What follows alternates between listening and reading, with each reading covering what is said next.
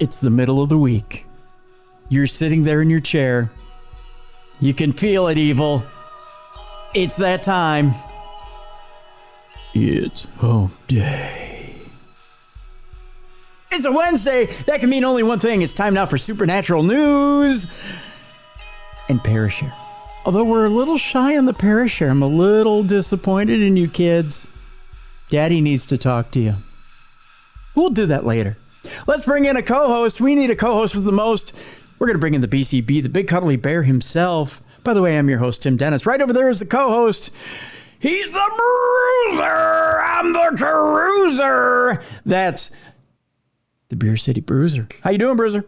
Oh, I'm doing great. You don't look like a camel walking around yelling, "It's hump day." Hey, you know what? I got a different kind of... That's my father-in-law's favorite commercial. Was it?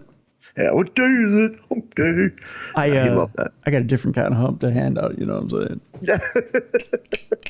Just saying. Scoliosis? Yes. I've got a big old hump and I swing from a bell tower. I've gotten pretty good at it in my day. Just saying, ladies, if you want to come up and rub the hump, I got no qualms about that. I met an old man that had a hump, and he would say that to ladies. Would he? Really? Yeah, he'd say, "You want to rub the hump?" And then they'd rub it. He goes, "How about we go hump?" And I mean, he's like an 80-year-old man, so it's like, oh, look at the creepy old guy, you know? I'm going to have one of those because I don't sit straight. My chiropractor, he warned me about that years ago. He's like, you know what? You need to sit with your shoulders back. I'm doing it right now for you because we're on video. I feel like I'm pushing my boobs out. I am too, yeah. Look, yeah, my is that man, what it feels like? My man cleavage, yeah. Yeah. The other thing I was told... comfortable. Yeah, I know, it's not comfortable at all. The other thing, too, I'll show you this. Right here in between the man cleavage, if you rub this really tight, you know, right where the breastbone is here, I'm just showing that, I'm describing it for our listeners. If you take and you rub the where the musculature meets the breastbone. Oh, yeah. If you see how that hurts real bad, if you press down and you rub up. Doesn't hurt me. It doesn't hurt. Well, that's because you're an athlete. I'm not. I was gonna say that feels good. Me, I can't even lift a soup can. If you rub this right here and it's too tight and it hurts, where the pectorals meet the breastbone. Oh yeah. If it's too tight, that means you sit slumped over too much. Oh, okay. Okay. So practice rubbing upwards towards your neck, and if it hurts like a mother, keep rubbing that and rub it all the way up to right about underneath your clavicle. And keep doing that until it's loose. And you'd be surprised. Your chest will expand and you'll be able to take these really deep breaths. Yeah. Yeah. It's because... I do that, though, with yoga. You always do that. Yeah. So there you go. That's your physician's tip here on Supernatural DDP News. yoga. Remember that where you sit and just you learn to breathe. Yeah. Yep. As I get the hiccups, but yeah, you learn to breathe. Yep. And I've used that ever since. That's your physician's tip today on Supernatural News. There you go.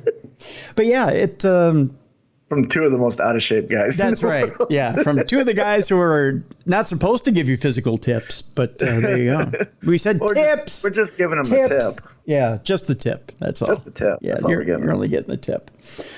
Got a big show today for you folks. We've got boy, have we got news. Oh yeah. Yeah, Captain Kirk is telling us that he doesn't buy the alien shit. What? Yeah, come on, Kirk, you lived it. I know. We'll tease you with that. Avi Loeb says it's just a matter of days before he can prove to us that aliens exist. AI is actually helpful. We'll tell you about that today.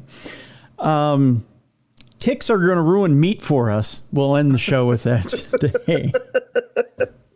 We got that from one of our listeners. Thank you, by the way, for the people who've been sending in stories to us. And we found a new drinking buddy for Bruiser.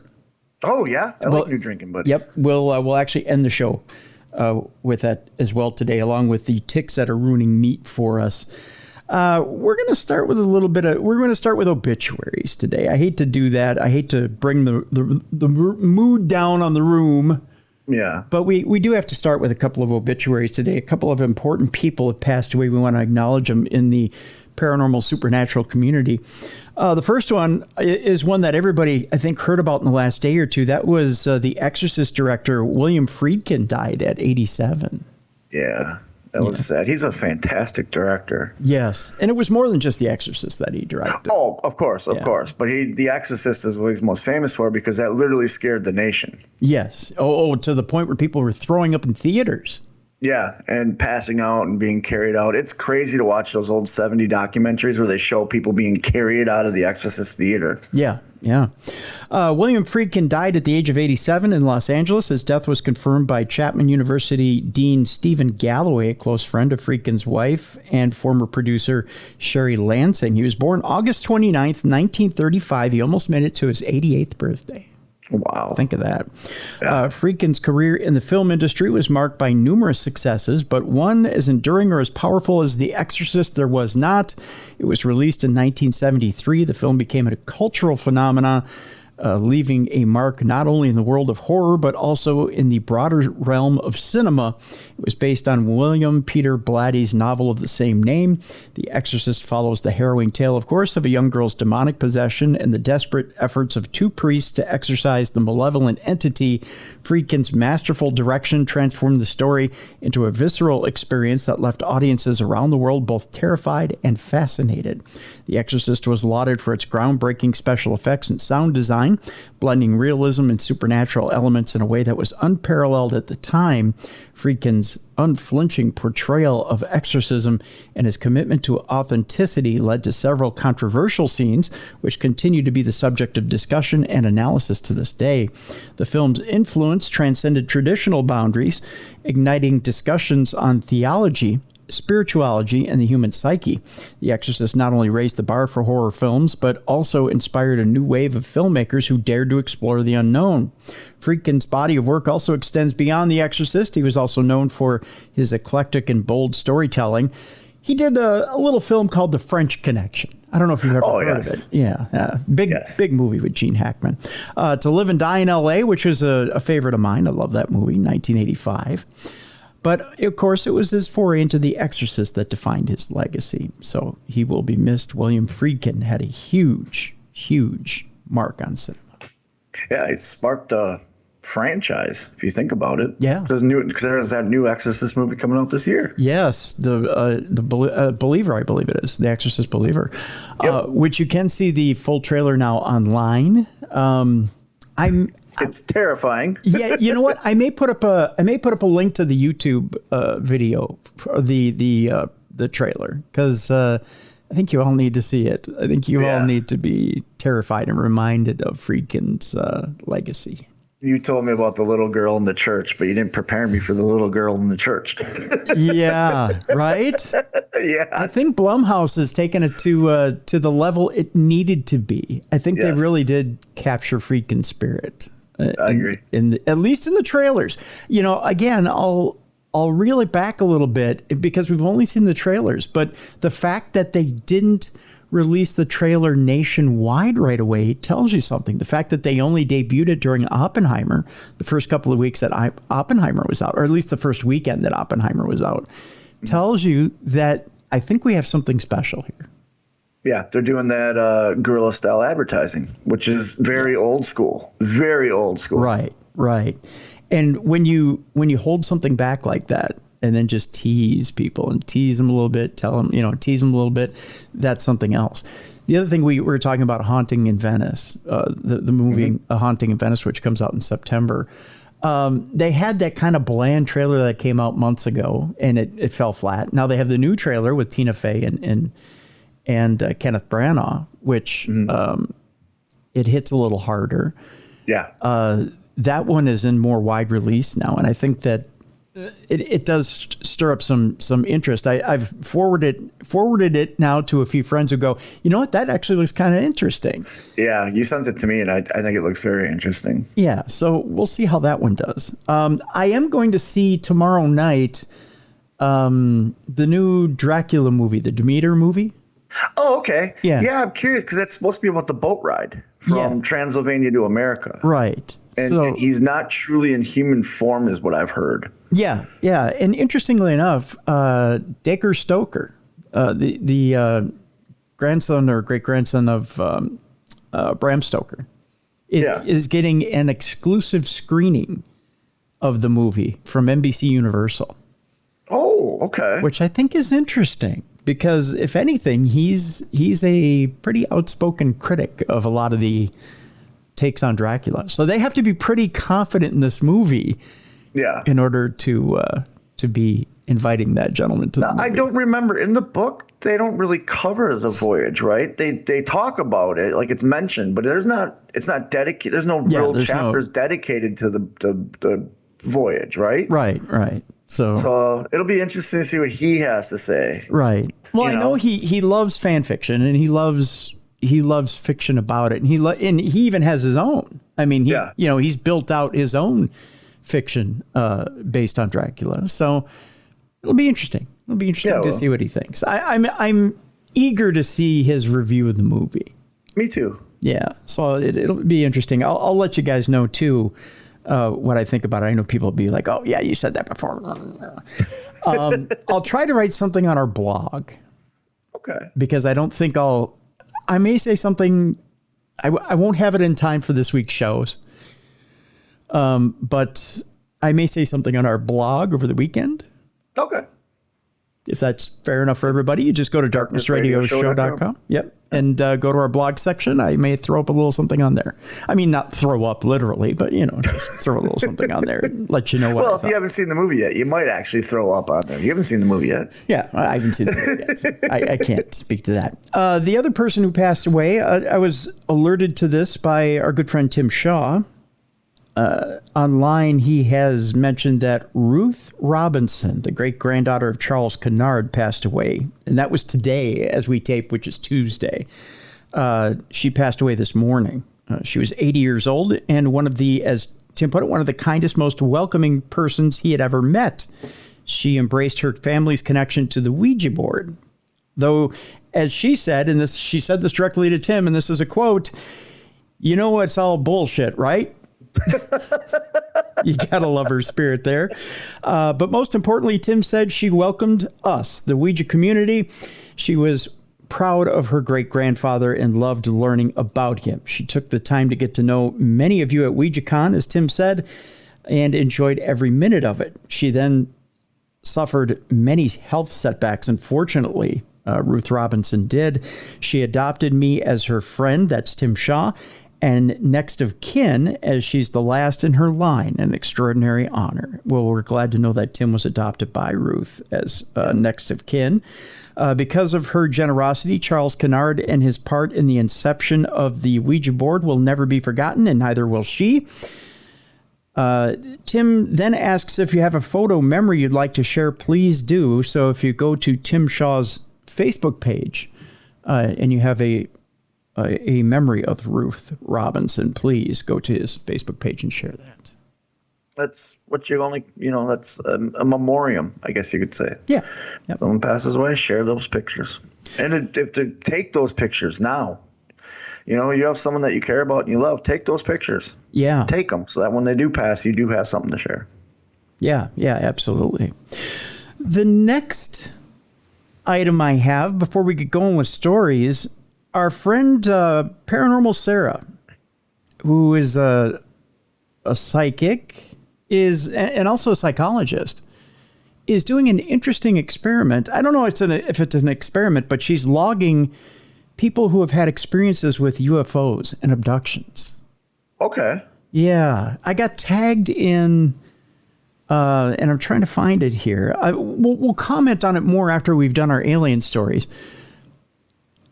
I got tagged in it a couple days ago that she's looking for people who have had either experiences with UFOs and aliens, whether you've seen a UFO. It's not just seen a UFO. I think you've had to have had a more intimate experience with UFOs. A close encounter, as you would say. A close encounter, yes. Or actually been abducted by aliens. But she's doing some sort of a project. I tell you what, if you've had an experience with an alien or with UFOs or been abducted, email me, tim@darknessradio.com, and I will forward you on to Sarah. And I'll connect the two of you. Only serious inquiries, please. Nothing like, I saw lights in the sky. Nothing like that. It's nothing. Right. It's not a, I saw something on a trip one time or anything like that. This is serious abduction cases only, or serious run-in with a non-human entity. Okay. So, and had either one or multiple run-ins with entities. So if you've had that and would like to participate in this project with Paranormal Sarah, please get a hold of me, tim@darknessradio.com, and I will forward you on to Sarah so that you can participate in this project. Perfect. So there you go. Speaking of aliens, Bruiser, boy, have we got some stories for you today. Avi Loeb isn't back in the news. He claims the existence of aliens could be proven within 28 days. 20. Okay. Yeah. So he put a time limit, like, hey, this is where we're going to prove it. That's right. Our Harvard physicist has announced that if debris pulled from the ocean is extraterrestrial or just meteor fragments, we will know within 28 days. Okay. And then he says intelligent extraterrestrial life will be proven by then. Well, let's wait 28 days to see if he's right. That's right. Scientific proof of the existence of intelligent extraterrestrial life could be coming in less than a month. That, according to a top physicist at Harvard. Tiny metal fragments recovered from the crash site of a meteor-like UFO that plunged into the Pacific Ocean in 2014 were strong enough to potentially be some artificial alloy, according to Harvard physics professor Avi Loeb. There's a chance that it's artificial, that it's a spacecraft, said Loeb, leader of the recovery efforts to dredge the fragments off the coast of Manus Island this past June. Loeb, who is also the director of the Institute for Theory and Computation at the Harvard-Smithsonian Center for Astrophysics, said that the results of this month's analysis could definitely reveal humanity's first contact with aliens. I am expecting further news within a month, Loeb told the Daily Star. That's the hope. Loeb reports that no less than 4 research institutions are currently training their scientific equipment and personnel on samples from the recovered metal fragments. The fragments, 50 mostly iron spheres from about 0.1 to 0.7 millimeters in diameter, likely came from an object that originated outside of our solar system, based on analysis from Loeb and a former student, as well as scientists with U.S. Space Command.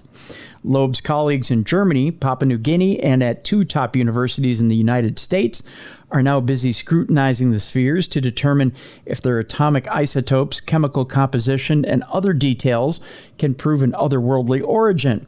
We are in the process of finding out within a month or so what this meteor was made of and whether it is perhaps technological in origin or not, Loeb went on to say.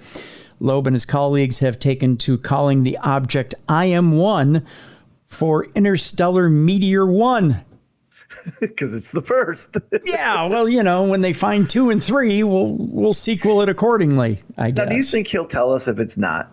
Do you think he'll come out and go, hey, we found some ball bearings on the seafloor. We're sorry. No. Our bad. No, that'll never come out. No. The biggest no, it will never come out. The biggest stink about it is made right now. If it's just, we found a bunch of junk, that he won't call this big of a press conference about it. Yeah. He says, although it carries another more technical name with NASA's Center for Near-Earth Object Studies, Meteor Catalog, try looking it up by this if you get a chance, Bruiser. CNEOS or CNEOS 2014-0108. I have a feeling that was the date that it came from space. Yeah. Yeah. I like the IM-1. Yeah, IM-1 is easier. IM-1 is currently ranked first in terms of material strength out of all 273 fireballs in the NASA CNEOS Meteor Catalog.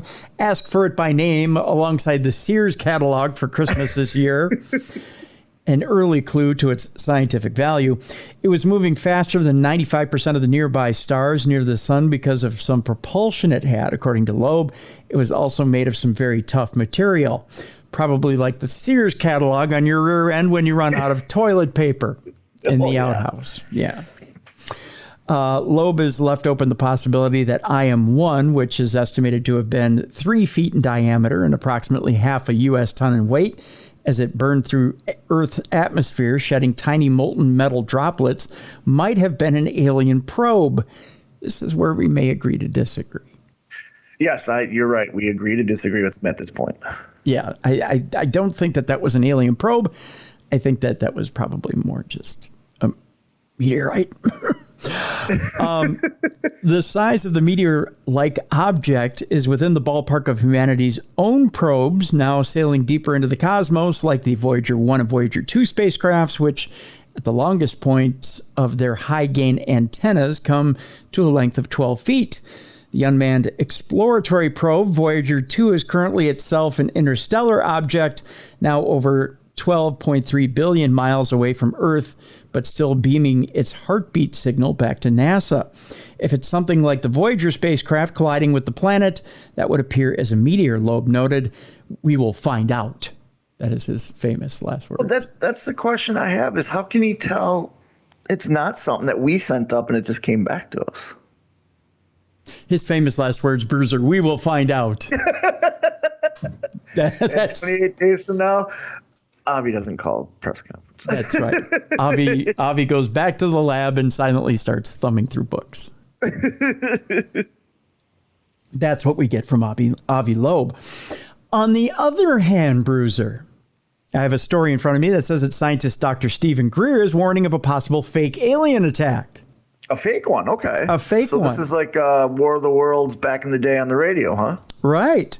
Except for this is covering up for something else. Okay. Are you so ready? This is a look over here at this shiny object. Ignore the man behind the curtain. Exactly. Are you ready for a little conspiracy theory, my friend? Oh, of course. Okay. Ufologist Dr. Stephen Greer has made a startling claim about the existence of a clandestine fraud operation operating without U.S. government oversight. According to Greer, this organization has developed advanced technology that is allegedly being used to stage a fake alien attack on Earth. Again, this being reported by the Daily Star. Take it for what it is. The operation, known as the Outcasts, I think that's a girl group in AEW, allegedly has groups in various countries around the world and operates beyond political boundaries. Greer stated that it operates in secret and outside the United States, making it a transnational and potentially dangerous entity. According to the ufologist, during the significant technological advancements between 1945 and 1954, mankind not only mastered new technologies, but also created them in secrecy, bypassing government representatives, including the Pentagon and the White House. This advanced technology, according to him, could be potentially used to simulate an alien invasion of Earth, posing a threat to humanity as a whole. This is a quote from him, it's a non-linear development of technologies covertly that aren't under the supervision of most of the Pentagon and White House, and even CIA and Congress. It's in this rogue operation that tells very little of what they have, he said. Greer founded the Disclosure Project, which collected testimonies from over 700 high-level whistleblowers who wished to release classified UFO data. This raises concerns that the U.S. government may not have a complete understanding of the events occurring in the realm of UFOs and the activities of potential alien organizations. The experts' concerns extend beyond a possible fake alien attack and also include the risk to extraterrestrial civilizations. If humanity were to employ the acquired technology to quote-unquote destroy alien spacecraft, it could lead to discontent and a reaction from representatives of extraterrestrial civilizations. Greer believes that extraterrestrial civilizations have apparently been observing the development of mankind and its technologies without direct interference, hoping that humans can handle the challenges that arise. However, the question of how far we can go in utilizing advanced technologies and how much of a threat we may pose to extraterrestrial civilizations remains unanswered. Dr. Greer concludes that humanity must exercise caution and responsibility in the use of new technologies to avoid becoming a source of danger to other civilizations and to maintain peaceful coexistence with extraterrestrial beings. The thing that bugs me about that is he's basically saying the aliens treat us like puppies. Or small children. They want to see if we're going to screw up bad enough. Right. You know, right. How do we know that I don't know. That just bugs me how he says that. Like, so all aliens think humans are idiots, basically. Well, there's an interesting story that's kind of related to this that kind of goes along your lines of thinking. Okay, that they're just hiding and looking at us and thinking, oh, we'll just wait for the kids to stick the fork in the electrical socket. Yeah. And then we'll tell them what dumb kids they are, right? Yeah.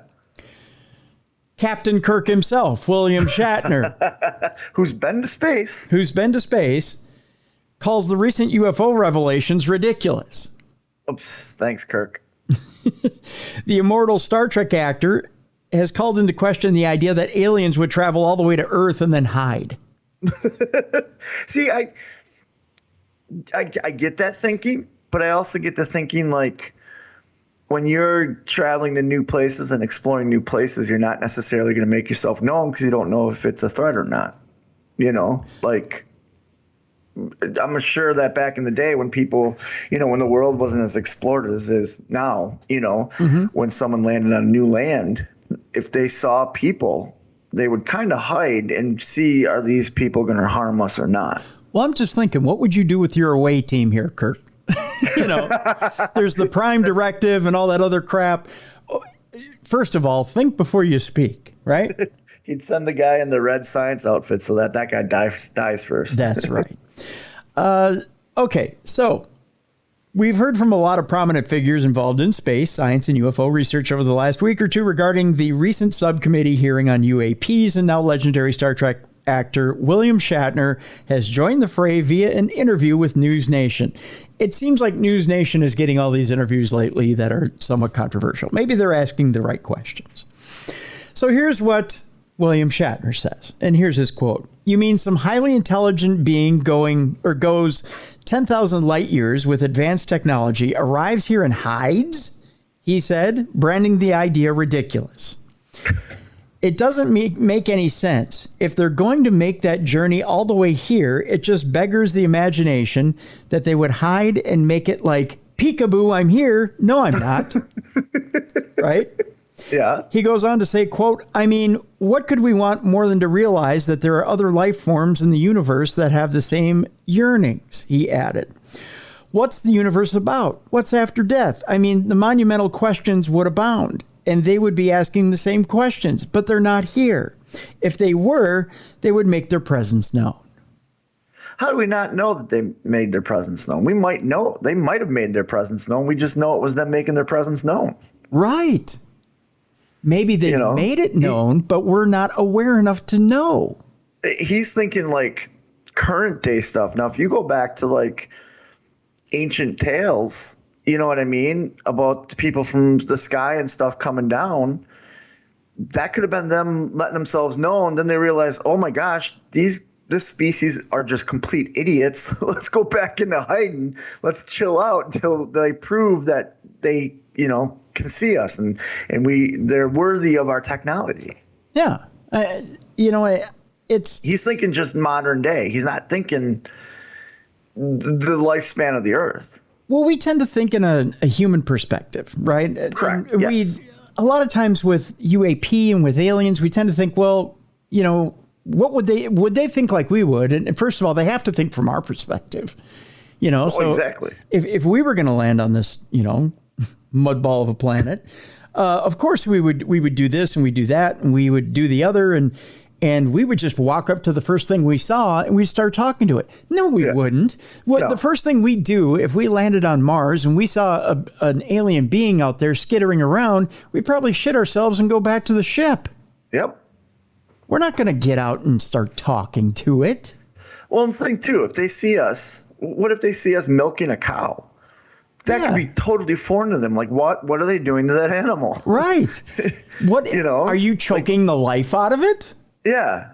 Yeah. Is this a sexual thing? Is this a nourishment thing? What is going on here? Mm-hmm. If we landed on a planet and we saw one alien, wet willing another alien, you and I would be like, oh, look, it's a wet willy, when really it could be, some sort of act of violence on their planet.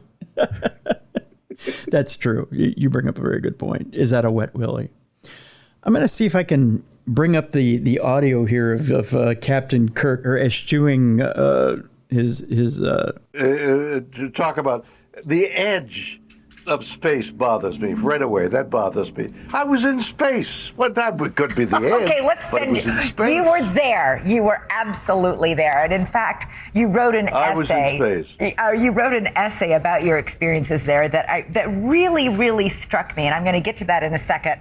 But first, I just want to ask you, because we just had these historic hearings last week on Capitol Hill. What did you make of those hearings and the fact that UAPs, as they're now called, are being discussed by witnesses under oath in Congress? It's just, in my mind, it's ridiculous.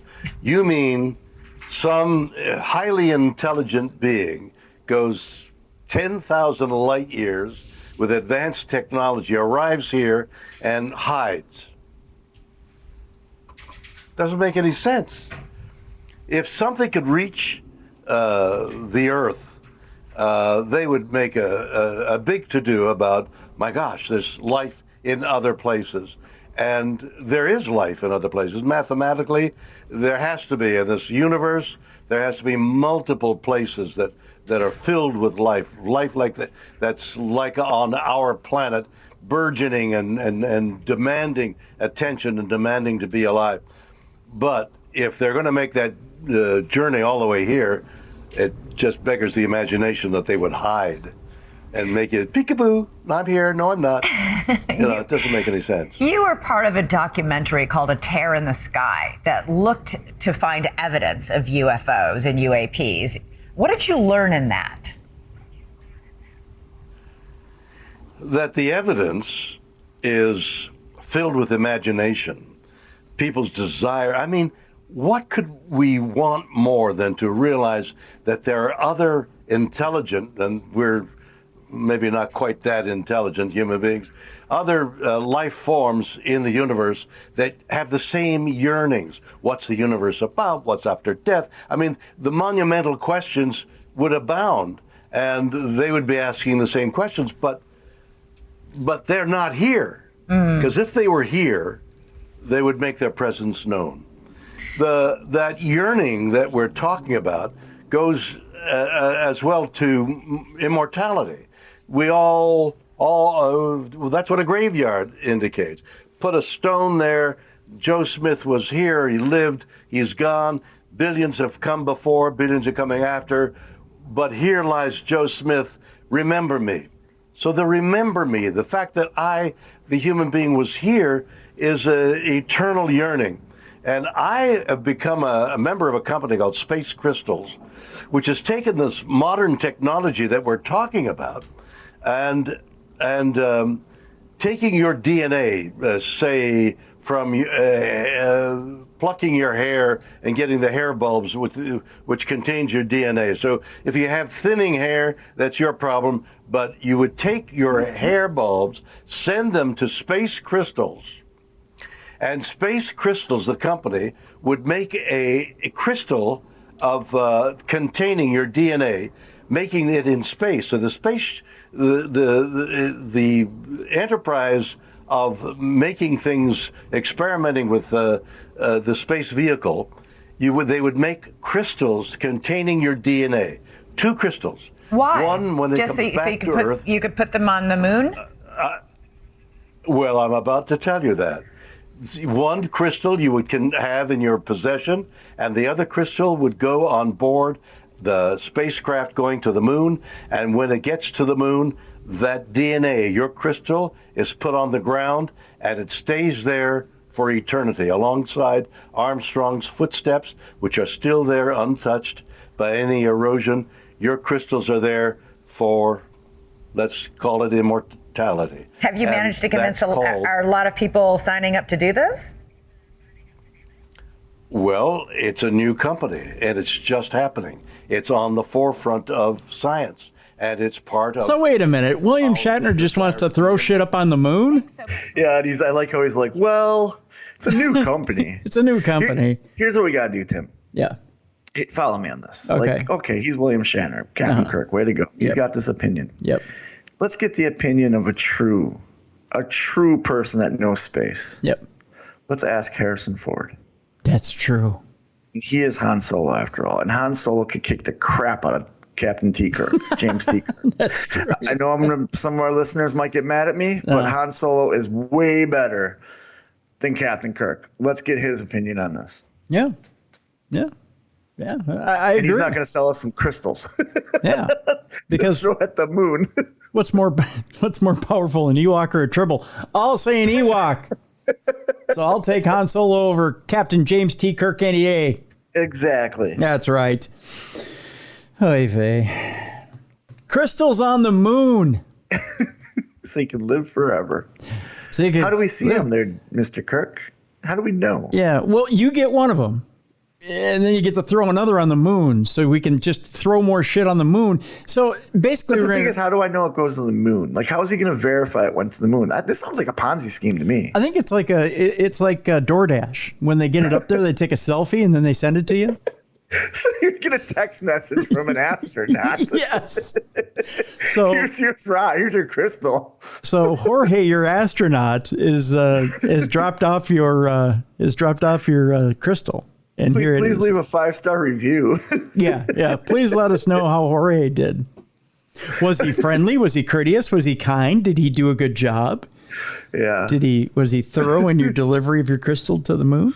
I think William Shatner just bought a bunch of crystals back in the day, thinking it would be a great thing, and then realized it tanks. And now he's like, "Shit, I have all these crystals. What do I do? Oh, I have an idea. I'll sell them." And I'll tell people it's going to go on the moon. They can't check. It's not like you can look through a telescope and see the moon. I'm going to drop your hair bud in a crystal, and I'm going to throw it on the moon. Does it have to be hair, or can I throw sperm in there too? All you have to do is jack off in this crystal, and I'll throw it on the moon. I will fertilize the moon for you. We're going to get the moon pregnant. By all means. I love William Shatner, but this is just, I don't agree with him on this. I don't know what he's doing. This is what happens at the end of life. This is why they put us in old folks' homes and put us out on the porch and with drill cups and a cup of coffee. I love how that she tried to justify him being an expert too, because she goes, "Well, you have been to space." That's right. I was on a rocket ship just recently, and I saw that I could pitch a crystal out the window and hit the moon. And that's where I got the idea. I'm sorry, William Shatner. Yeah. Maybe he should just go back to riding horses. Yeah, or Comic-Cons. Comic-Cons, he makes a killing at those things. Oh, I know. Yeah, like I'm a William Shatner fan. If he was at a Comic-Con, I'd pay for it. I'd do the VIP with him. What is it, like $700 or something like that? Something like that's got to be. To like touch his ass or whatever you do at Comic-Cons? If it's anything like a Stan Lee one, he's sitting on a stool, you walk up, they take a picture, he goes, "Thank you, young man," and then you walk away. He's like, "Thanks for the hard-earned money." And I'd at least want a spoken word song from him. Oh God. So you pay him to torture you. That's who would you? Okay. We're getting a nitty-gritty right now. Okay.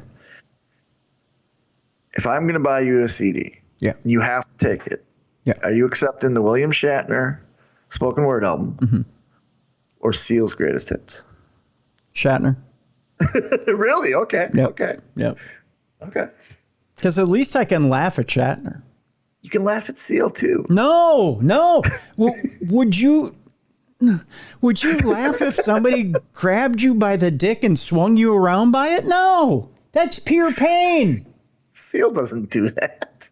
It feels like it when I listen to his music. No, it's beautiful music. Beautiful in the way most atrocities are, sure. Hey, it's serenades. Kiss from a Rose is by far. It sounds like somebody Top 10 of all swallowed time. razor blades and then tried to sing. I don't know. I'm a Kiss from a Rose, man. I got a rose that can kiss. It's a stone rose. It's on my backside. Just saying. I got one more alien story, then we're going to break. Sounds good. A secret underwater alien base has been discovered off the UK coast, at least according to this UFO hunter. Russell Kellett says he made this discovery in Yorkshire after spending 20 years investigating the site of a reported alien abduction in the area. A prolific UFO hunter reckons, that's an actual news story, he reckons, Bruiser. He reckons this is how it is. So this is not written by an Englishman. It was, actually, but really? Southern England, I guess. Yeah. Gotcha, okay. Reckons he has discovered a secret underwater alien base off the coast of Yorkshire. Russell Kellett says he has made this discovery after spending 20 years investigating the site of a reported alien abduction in the area. RAF pilot, that's Royal Air Force for you and me, William Schaffner, crashed his plane off of Filey Beach near Scarborough in Yorkshire. There were claims that he was chasing a UFO before crashing. His body was never found. A BBC investigation later describing the incident as the most plausible British alien abduction story in history. And Russell, who is now 60, said, "I've been visiting the site for the last 20 years, capturing footage of things coming out of the water. The footage shows two crafts in the sea side by side. They're flying triangles, and they are very close to the road. As you can see at the start of the video, there's no logical explanation as to what it could be. People have said it could be a plane or a boat, but that close to the road in this location in the middle of the night, not a chance. I have come to the conclusion that there must be an underwater alien base off the coast of Filey Beach," he added. The pilot who crashed into the North Sea, in my opinion, was definitely abducted by aliens, and I believe this underwater base had something to do with it. The flying objects seemed to be able to outrun and outmaneuver our Air Force. I think the crafts may not show up on radar. Russell has decided to share his findings in light of the U.S. government's hearings on the existence of aliens. He said, "Now more than ever, people are starting to believe that there is alien life not only out there, but also visiting Earth." Secret Ministry of Defense documents found in 2002 claims that Schaffner had not encountered a UFO, but saw a Shackleton reconnaissance aircraft that he was trying to intercept during an exercise. UFO experts believe the MOD covered up alien involvement in the incident. So he didn't see a UFO, according to the Ministry of Defense. Of course, but I've been saying forever that I believe that there's bases in the oceans because it most replicates space. One of the commenters in this article says Bolby Underground Lab is featured on Portillo Railway Journey East Coast. Okay. So they're saying it's an underground lab of some sort, maybe from the Ministry of Defense. Okay. Yeah. So which could make sense. We don't know what they're doing over there. That's right. So then it's not like they're going to come out and tell him like, "Oh, no, this isn't a UFO base. This is a top secret lab that we're working on stuff." Right. Go boat your way. Pip pip cheerio. Right, lad. No. No, not a blooming alien. No. Nope. Yeah, they're not going to tell him. Nope. Just an Air Force base, really. Nope. Yeah, not going to happen. When we come back, we've got the dreaded AI stories. Nightmare fuel. By the way, Bruiser, they're getting closer and closer here in this very country to defending our country without any actual men or women involved. Somebody needs to watch a James Cameron film. I know. We're one step closer to our Air Force not even having real wingmen. We'll tell you about that. One of the Ghostbusters has agreed to deep fakes. Okay. They've agreed to their likeness being used long after they're dead. We'll tell you about that. We'll tell you about a good use for AI. That's coming up after the break. I know, I just used an oxymoron. You did. I did. There's no good use for AI. There is none. Bodmin Jail actually has a new attraction and a new paranormal manager. We'll tell you about that when we come back. We've got scary ghost stories on the way. And speaking of scary, we'll tell you about some scary ancient cat people before we leave you today. on the show. Yes, I know cat people are like, oh, leave us alone. No, these are ancient cat people, and they will scare you. We'll tell you what scary thing they did for their cats. There's a tick out there that's going to keep us from eating meat. Congratulations, vegans. You win again. They weaponized ticks. They weaponized ticks. And our final story today, we found a new drinking buddy for Bruiser. I can't wait to see who it is. That's right. So that's all coming up today on the second half of Supernatural News. It's a Supernatural News Wednesday with the Cruiser and the Bruiser. We've got more in the second half. Today on the best in paranormal podcasting, this is Darkness Radio.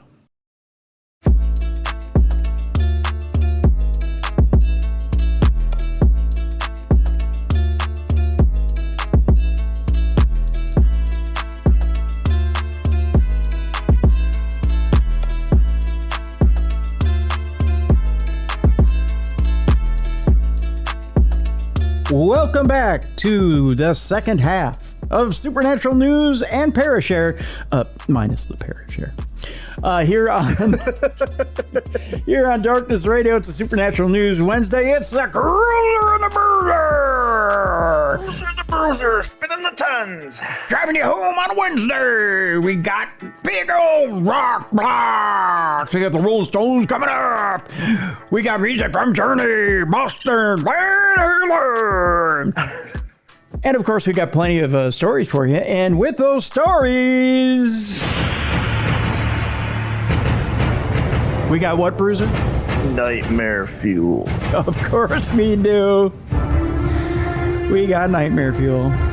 It wouldn't be Supernatural News unless you kids came up to me and said, Timmy, I got nightmare fuel stories. By the way, keep those stories coming. Tim@darknessradio.com. Just send them in to me there.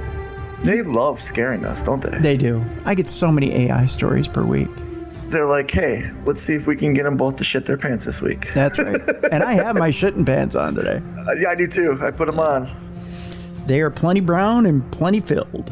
You know, and you get 3 a year, so I got 2 3/4 left. I'm good. I'm glad you still have 2 3/4 left. I've gone through 2 pair. And we're not even out of August yet. Oh, Bruiser.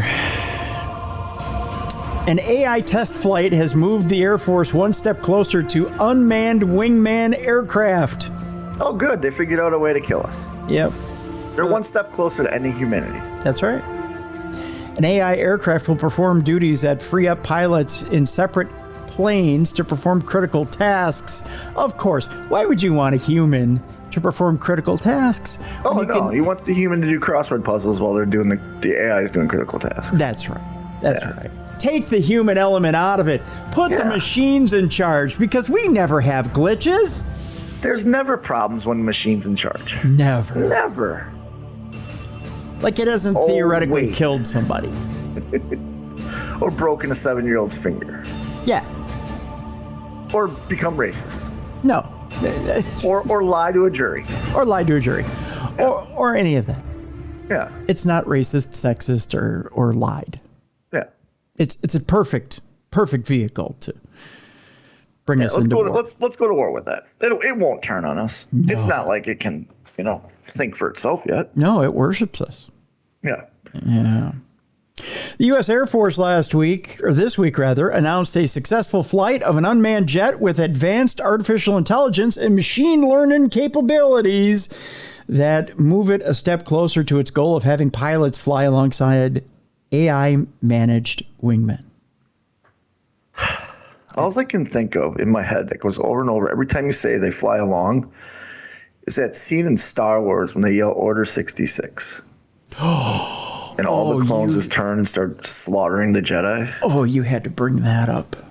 Like, I just see the AI flying along and all of a sudden just going and they're shooting down the pilots next to it. Order 66. Yeah.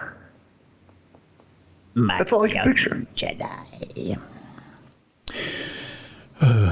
The Air Force Research Laboratory announced Wednesday that an XQ-58A, which is a lot like an Order 66 Valkyrie, flew a 3-hour sortie in late July that was directed by AI and machine learning systems developed by the lab. While avoiding some details, Yeah, let's avoid the details. Said the plane demonstrated the ability to process information needed to complete the mission that should contribute to the Air Force's plan to expand the use of autonomous aircraft. Only Bruiser can see this, but I'm doing the L.A. Night thing as I'm reading this. I don't know why. The mission proved... Because you're really getting across that they're not going into details. That's right. No effing details. The mission proved out a multi-layer safety framework on an AI ML flown uncrewed aircraft. Oh, I feel so good about this. Oh. And demonstrated an AI ML agent solving a tactically relevant challenge problem during airborne operations, said Colonel Tucker Hamilton, who sounds like a dick, the Air Force's AI test and operations chief. I hope they throw him in front of the first bomb that's launched by an... I do too. You know what I hope? I hope that when he's having sex with his AI-controlled sex robot, she just clamps super hard and won't let him go, going, do you remember when you programmed me?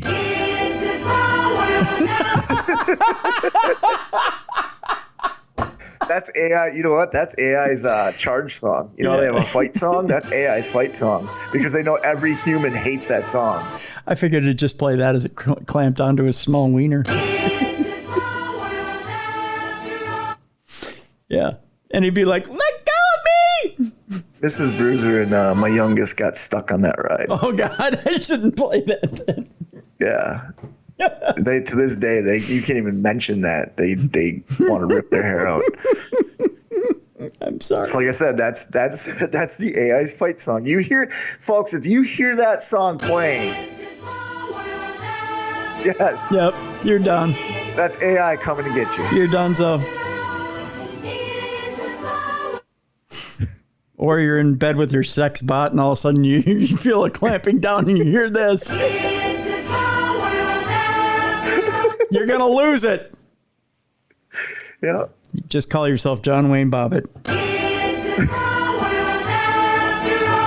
I'm telling you. It's cutting off one of the heads. Yeah.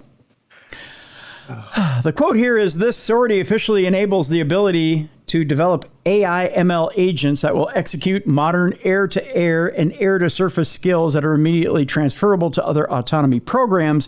A spokesperson for the Air Force confirmed to Fox News Digital the test is seen as a step toward the goal of building a collaborative combat aircraft CCA system.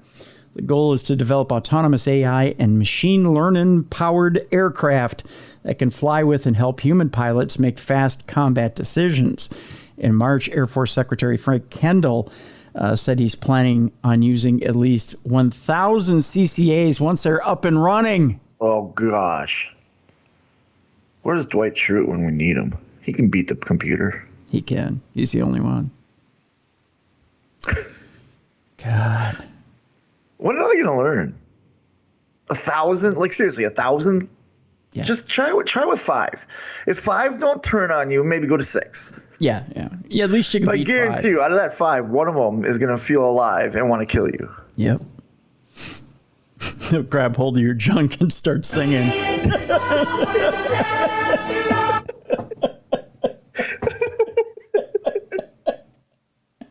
Walt Disney has his revenge. That's why he froze his head. Singing an AI body. That goddamn Nazi.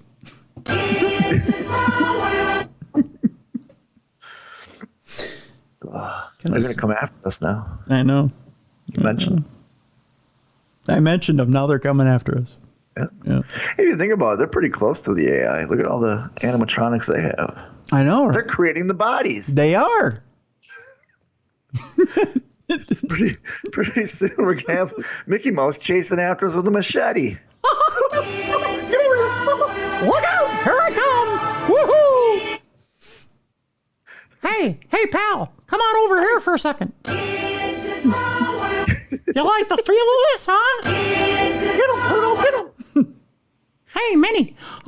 Hey, will you bend over and take a look at this?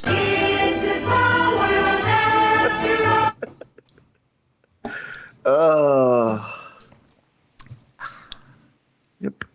You're going to be on the Haunted Mansion ride, and one of the ghosts is going to attack you. Why do you think the main song on the new Mickey Mouse Club is Hot Dog, Hot Dog? Just saying. Okay. Yep. So Mickey's goal is to castrate every male. Yes. The animatronic Mickey's got a cleaver in one hand and a tongs in the other. I must collect all the dicks. Hey, drop your pants and present them. Yeah. That's why none of the characters other than him have pants. See? Oh, Goofy has pants.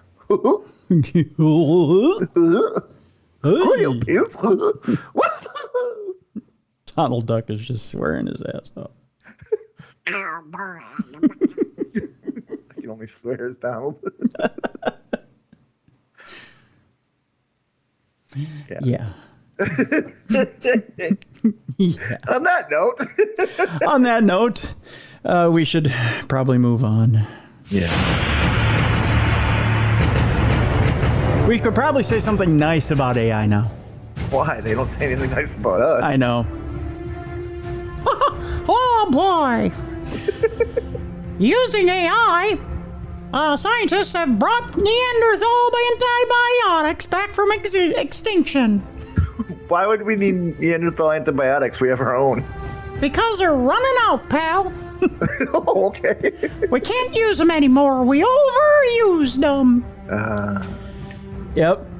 You've heard that antibiotics are outliving their usefulness, right? Yes, I've heard that you can get used to them. Yep.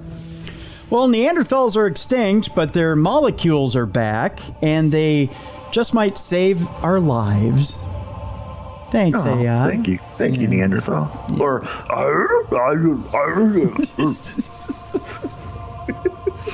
you might remember the movie Jurassic Park.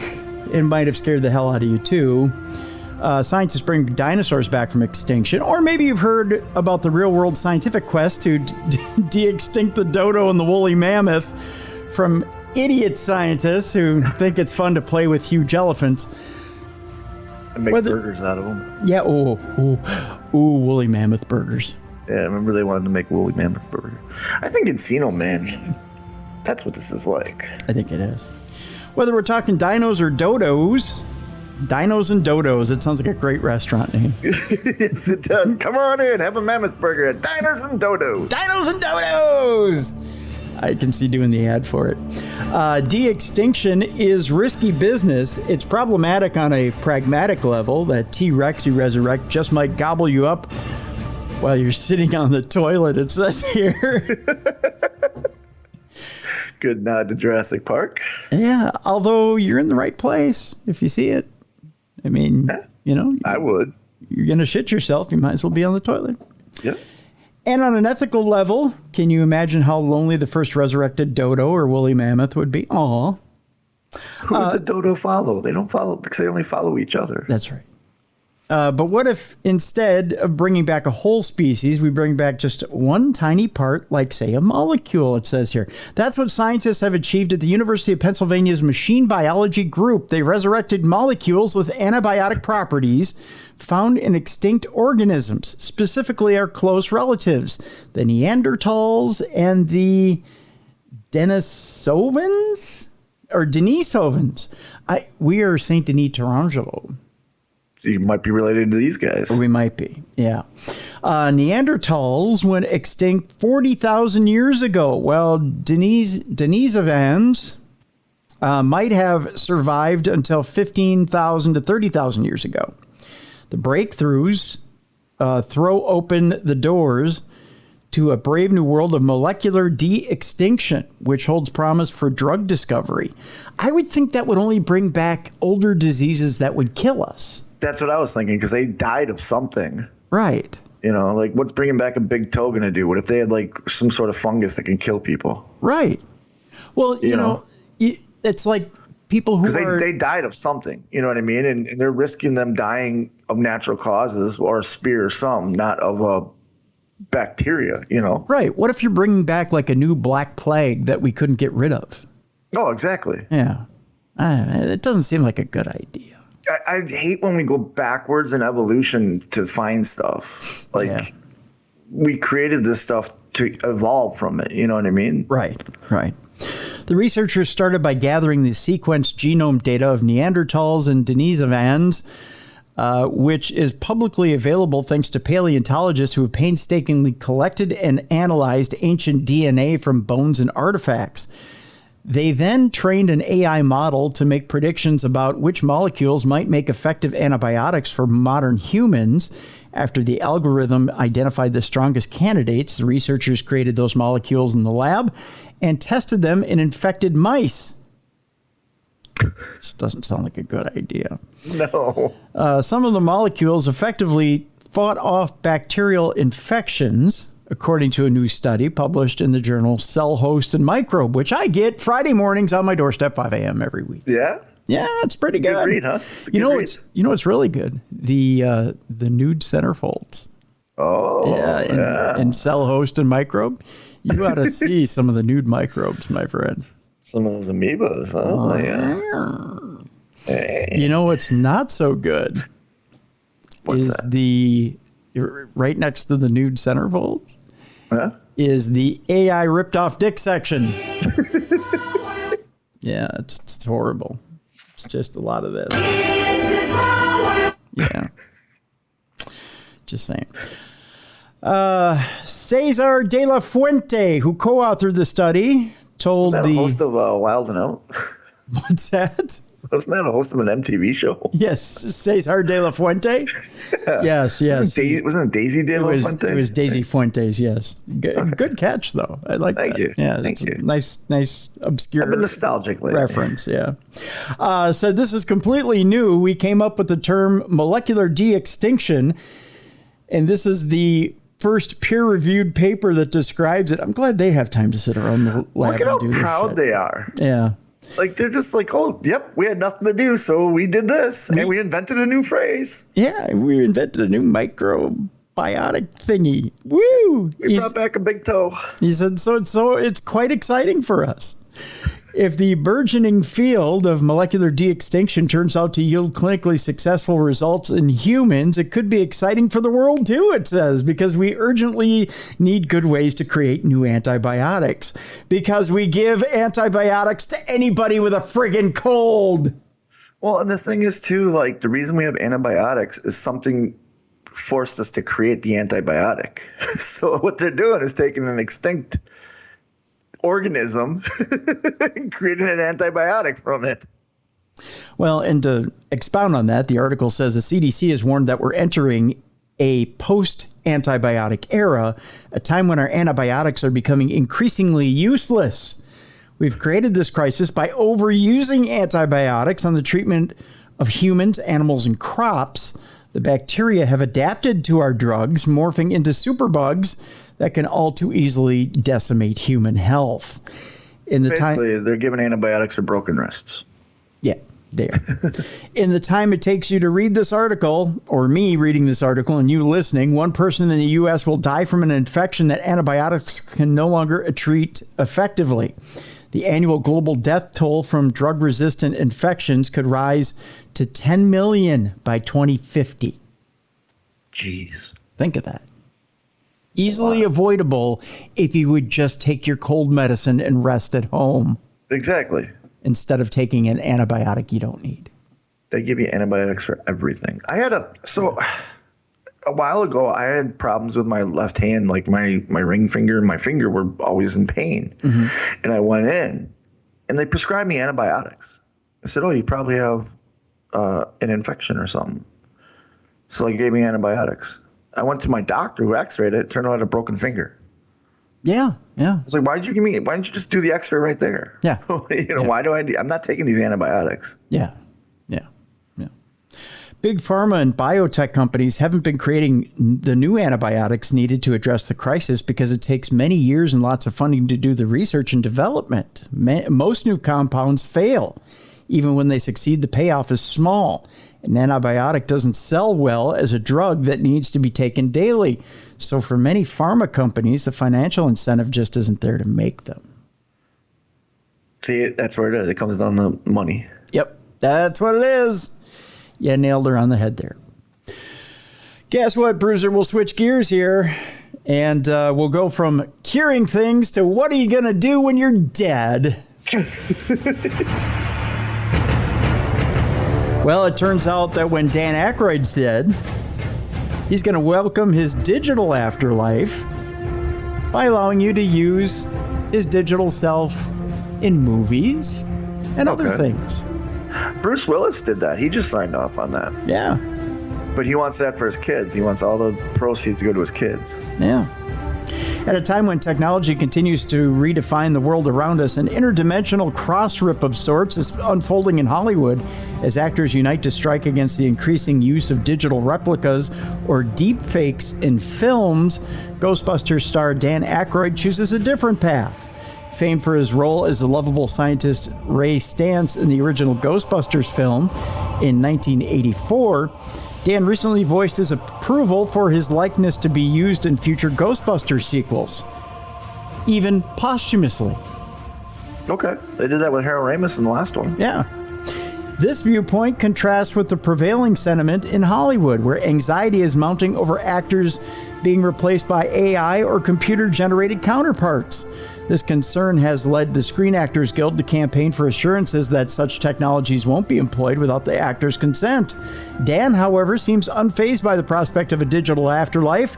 Speaking to the Daily Mail, the 71-year-old actor stated that his approval hinges on his family being compensated and the narrative of the film being compelling. As long as my family gets a healthy fee and it's a good story, I'm fine with that, he remarked, adding, I'm sure that when I pass beyond the veil, they'll come up with a story to incorporate me. Currently, Dan is filming in the UK for the follow-up to Ghostbusters Afterlife, which, by the way, has been moved back more this past week. That's because of the strike, Yep, though, right? due to those strikes. The fifth installment in the Supernatural franchise, the sequel tentatively titled Firehouse, was expected to premiere on December 20th of 2023, but this past week, it was announced that the project had been pushed back to 2024.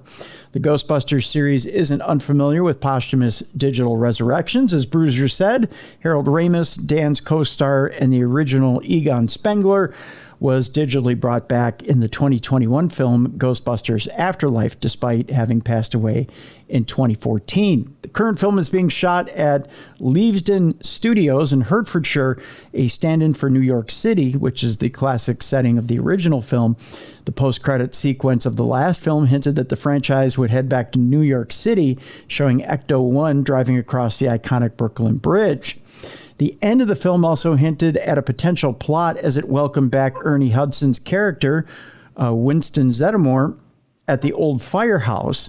Now a successful businessman, Winston has been looking after the original Ghostbusters base and crucially overseeing the Ecto containment unit. Should I have said spoiler alert before I said that? It's been out for a while. Oh, okay. All right. I've seen it at least a dozen times. Okay. Well, then spoiler alert!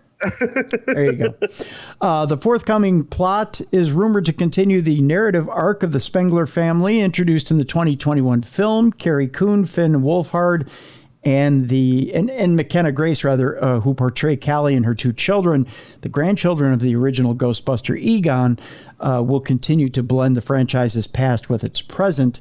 Dan's perspective on the digital likeness issue provides a refreshing contrast to the prevailing sentiment in Hollywood as we watch the industry grapple with these technological developments. I don't know. What do you think, Bruiser? Would you watch eventually in the next 20 years, would you watch a Ghostbusters that was completely all deep fakes? No, I would not. No? I like the idea, like what they did with the Harold Ramis character. I thought that was cool. It was very limited. It was just a little bit, you know what I mean? Because think about how expensive those movies are going to be to film then. Yep. So that means that movie ticket prices go up. That means streaming services prices go up to fill that. I don't mind them moving and incorporating stuff in like they did with the Harold Ramis character. Or like you even go back to like the Who Framed Roger Rabbit when they merged animation with real life. Yeah. Like I'm okay with that. Not a whole movie. Yeah. AI, no. Especially if it's all people that have passed. Yeah. It's kind of creepy. What was your opinion of, you remember when Carrie Fisher died and they had that brief scene of Princess Leia? Yeah.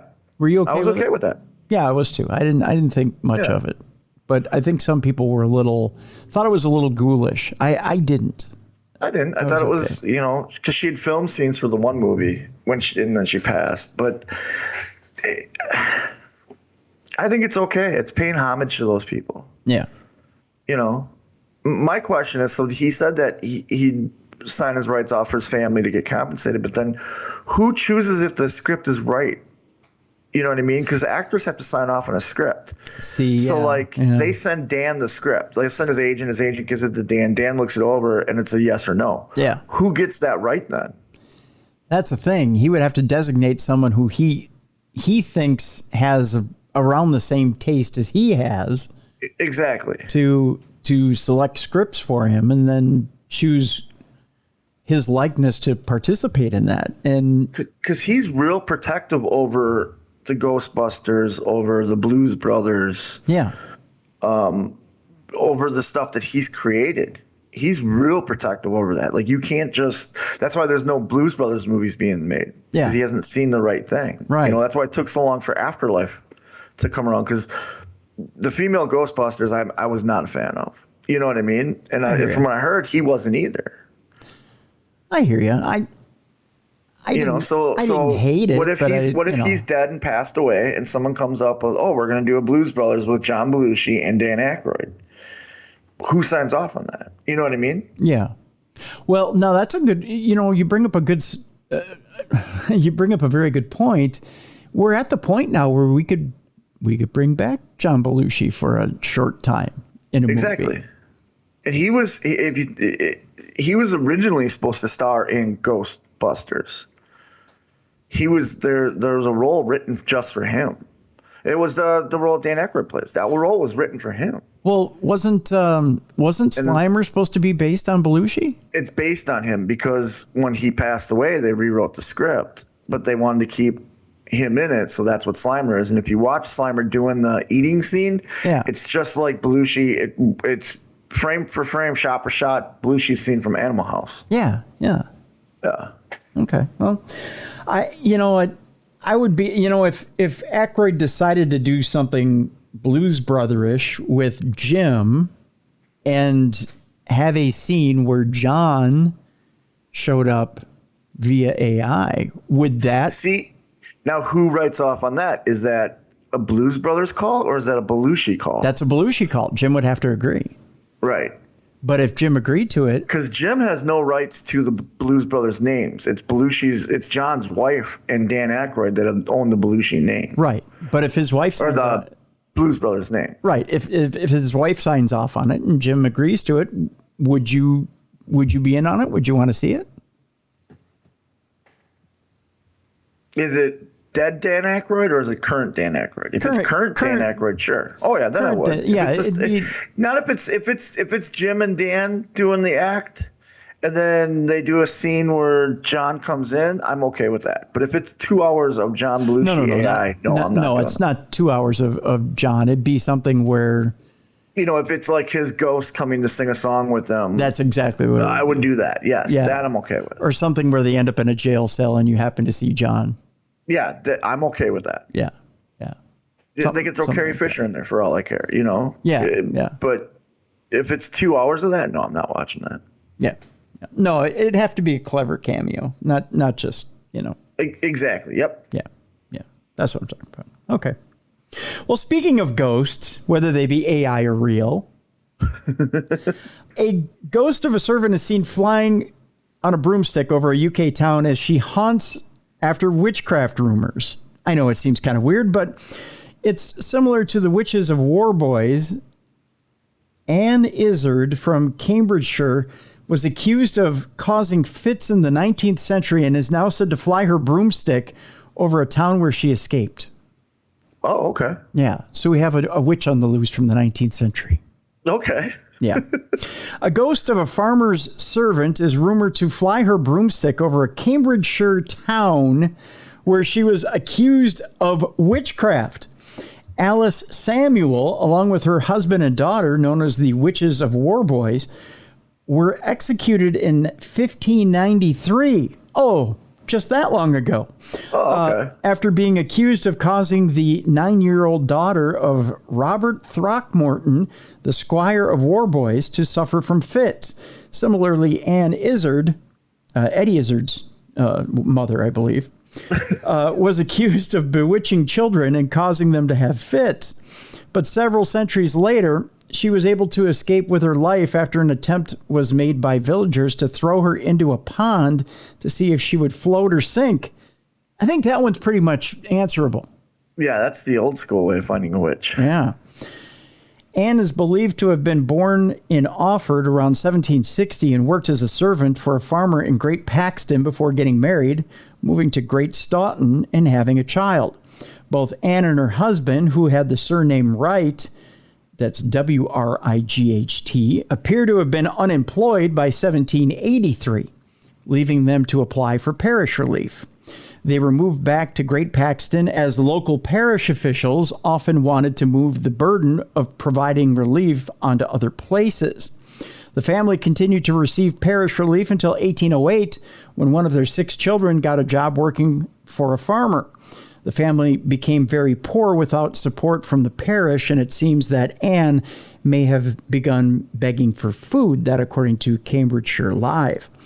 In 1808, a few local girls began having fits, which were attributed to witchcraft, with Anne becoming the prime suspect. On another occasion, Anne was blamed for a cart overturning the apple cart, get it? As it returned from St. Neot's Market. A group of villagers dragged Anne naked from her bed on Sunday, May 8th of 1808, beating her and scratching her until they drew blood. Since they I hate when that happens. Oh, I know. That happens to me at least once a week. Yeah. Yeah. People just can't help it. Since they thought this would weaken her powers as a witch. Does that really work? I don't get why that would weaken her powers as a witch. Well, I think they just like the thrill of dragging her naked out of a bed, but then beating her and scratching her. Well, that's just the side banging. Anne was... That was OnlyFans back in the day. Yeah, it was, Yeah. Here's $10 a month. I'm going to come and drag you out of bed once a month and beat you and scratch you. Yeah. Anne was looked after by a neighbor named Alice Russell, who was then also accused of being a witch. Just over a week later, Alice was dragged from her bed again for another beating. She had 2 followers. Oh, okay. Yeah, so they got their turn. Gotcha. Villagers threatened to throw her in the pond to see whether she would float, but Anne managed to escape. Such a stupid way. That trick never works. No. Those who attacked her were arrested, tried, and spent a month in jail in Huntingdon. And later moved to St. Neots, where the accusations of witchcraft followed her. She can't get away from this thing. Well, she's got to stop being a witch. I guess, yeah, right? And legend has it that she still rides her broomstick over the courtyard in Eynesbury, with sightings of her there and other local places. She's got to be careful, or people are going to find her ghost, get her naked, start beating her. Exactly. Trying to throw her in water again. It's not going to end well. The 2 accounts of the witches of Warboys and Anne Izzard may show how differently people accused of witchcraft were treated between the 1500s and 1800s. But although Anne wasn't killed, the accusation still made her life harder. She was buried in an unmarked grave in St. Neots in 1838. That's a sad story. It's a very sad story. It's just amazing to see. You can go to the Salem witch trials or whatever. They just had no real way of proving if someone had witch and was a witch. Yeah, exactly. It's just barbaric. Right. We go from witches to black magic. I mean, it's an easy jump. Oh, yeah, nice transition. Yeah. We're going to talk about whether there's an article out there, very interesting article from Exemplar, about whether black magic killed author Sylvia Plath. Oh, okay. I've never heard this. Yeah. I didn't know she was into magic. Well, maybe she was, or maybe she won't. Okay. Poet Sylvia Plath died young. She died at age 30, leaving behind eerie poems that made her world famous. She had tarot cards. Her poems speak of orbiting planets and fixed stars. At home, she displayed an ISIS poster. Her husband did horoscopes and believed in mind power, and they consulted the Ouija board, a Victorian parlor game we're all familiar with, trademarked in 1902. Plath posthumously published journals and letters, as well as people who knew her confirmed that she had done those things, which we don't consider them to be black magic. No. Per se. No. She, played around with things that might have been, to the people of that time, to be of the occult. Exactly. Her husband of 6 years and widower, Ted Hughes, said Plath had psychic powers, was a mystic of the highest order, and that her poems were not personal but mythic. A close friend, author Al Alvarez, wrote that black magic killed Sylvia Plath. If she wasn't playing with witchcraft, what made the former honor student write poems filled with death, torture, airless rooms, and the moon? Sylvia Plath. That's not necessarily witchcraft. No, but that's what he believes. Yeah, again, you got to take the time period into consideration. Yeah. Sylvia Plath was born to educated parents living in the Jamaica Plain neighborhood of Boston. Her brains and talent won her scholarships to elite colleges, and she made money publishing stories and poems in the 1950s and early 1960s. Studying in England, she met and married fellow writer Ted Hughes. It all sounds very mundane, but things were not so earthly from within. Murmurings that Sylvia must be a witch emerged in the United States and England around 1970 when Plath's stunning poetry book, Ariel, and her novel about suicide, The Bell Jar, were new bestsellers in the U.S. Hippies and seekers had just revived what we call New Age arts, astrology and tarot reading, which Plath taught herself before it was popular. Plath's published journals and letters showed her struggles with sexism and depression and her growing interest in psychology and myths. Close readers noticed that Plath's poetry often mentions chemicals and gold. They guessed she secretly practiced alchemy. In college, Plath saw plays about the supernatural called Bell, Book, and Candle and The Bad Seed, which were later made into movies. Maybe she saw I Married a Witch, which is a movie starring the beautiful Veronica Lake. Up until then, witches were evil crones who served the devil, and no one wanted to be one. Since then, rising interest in the occult and cute media portrayals show witches as trim and beautiful, young and cool. A glamour girl in college, Plath was photographed with a crystal ball and wrote the poem Crystal Gazer, showing she knew just how to use it. Haunted by her dead father, Professor Otto Plath, she wrote numerous poems about killing or reviving him. Yet in Plath's millions of published words, even those from her private journal, she never said she was a witch. Her husband said she was psychic, but what was she? Well, a witch is a person who self-identifies as a witch. Saying or believing someone is a witch does not make them one. Acts we call witchy, such as dancing around a bonfire or using tarot cards, does not make Plath or anyone a witch. They make Plath an occultist, like her idol, the poet William Butler Yeats, a member of the Golden Dawn, whose central symbol was a rose. An occultist actively seeks power or advantage through rituals or tools such as tarot cards, crystals, incantations, Ouija, or horoscopes. The use of such tools for those ends is called magic, of course. A person can do occult work with and for other people. Most major religions prohibit occultism. An occultist is not automatically a witch. A mystic, from a Greek root meaning with eyes or lips closed, looks inward, is receptive, and wants less from the material world rather than more. Therefore, tarot cards, crystal balls, charms, prayers, and so on, used to call deliverables such as good health or true love, are not mystical. One cannot do mystical work for other people. Major religions revere their mystics, and they are few. Being spiritual or an occultist does not make anyone a mystic. And a psychic has clairvoyant, healing, mind reading, or prophetic ability. Such ability on call and consistent enough to make a reputation is extremely rare. It's rarer yet to have more than one such ability. Psychic, as an adjective, seers use cards, crystal balls, pendulums, drugs, and so forth, are occultists, not psychics. Most psychics are, alas, performers, it says here in this article. I would disagree with a little bit of this. I disagree with that, yeah. Intuition is not psychic, it says here. I disagree with that, too. I disagree with that, too. Intuition originates in the body those famous gut feelings, it says here.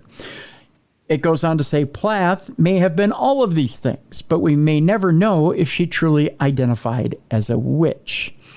Plath read tarot cards in the 1950s before it was popular. The practice of astrology was in Britain still a crime, believe it or not. Really? Yeah. I didn't know that. Even Plath could not name her powers at the time. Oh, okay. Sylvia Plath was misinformed about the differences between psychic and occultist and intuitive.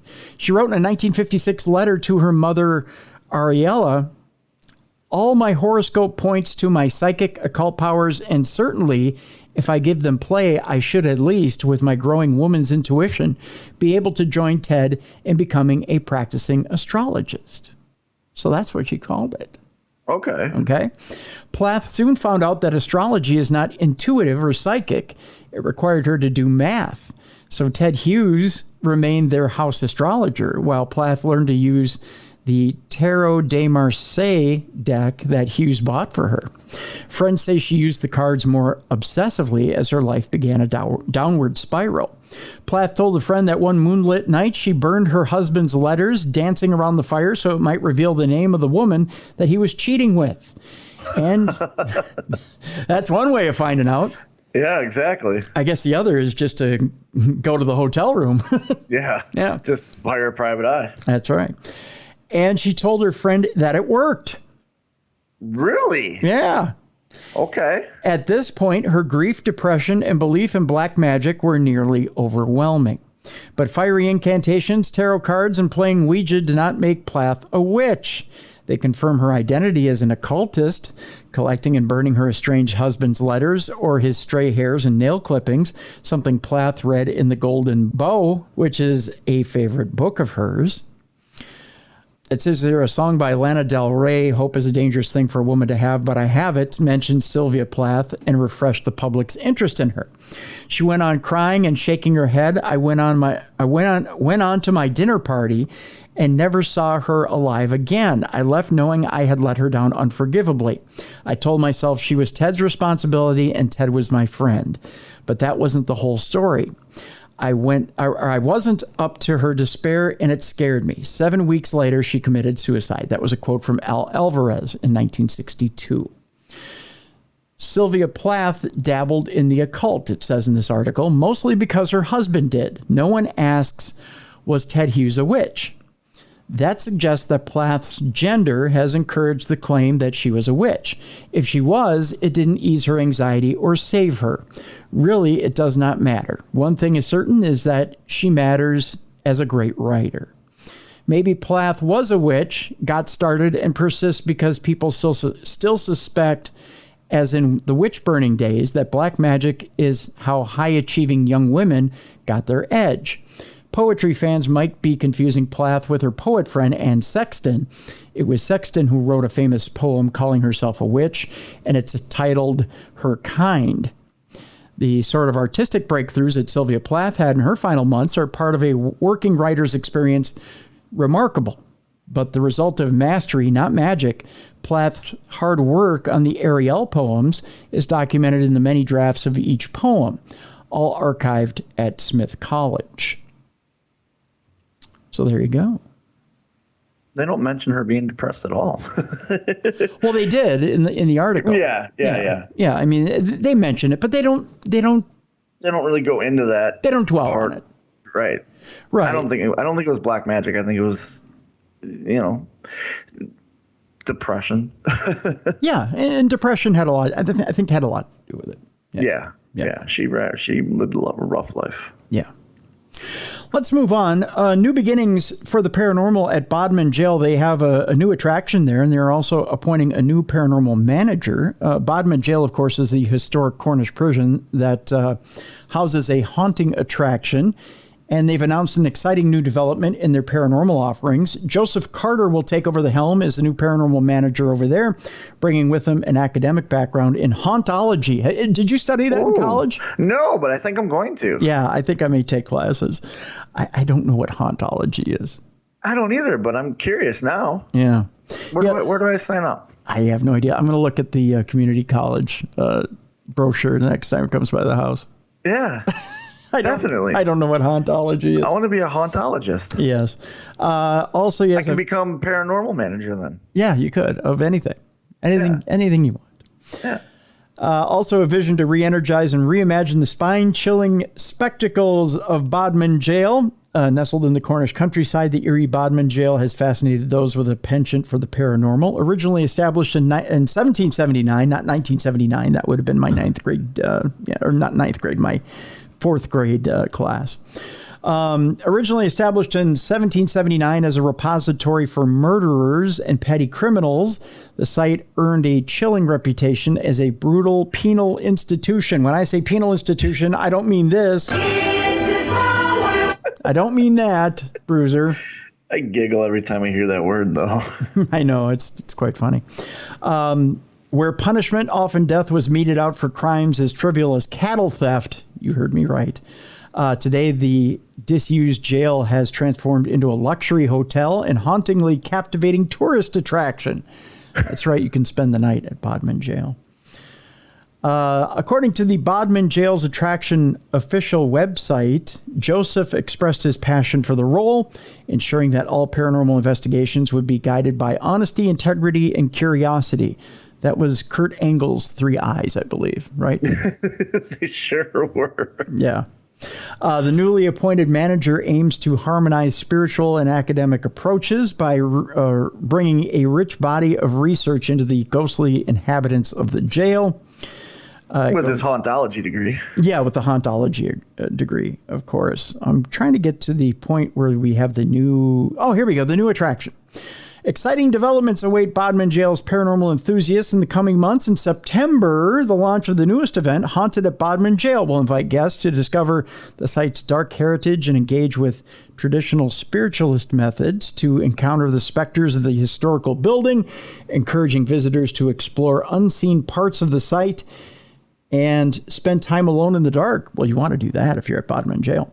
Yeah. This experience promises a deeper connection with the echoes of the past. Also a unique event featuring Dr. Kate Sherrill, known from Burials and Beyond, and Discovery Plus's Haunted Homecoming is set for Sunday, October 22nd. Kate will share her acclaimed talk, An Introduction to Victorian Spiritualism, imparting stories of history's most colorful mediums and secrets of spirit contact. So that's going on at Bodmin Jail as well. That actually sounds pretty cool. Yeah. So look up Bodmin Jail on the internet if you're interested in those events. I wonder if they let you bring your own equipment. I'm sure they do. Yeah. Yeah. So you can now investigate Bodmin Jail. Nice.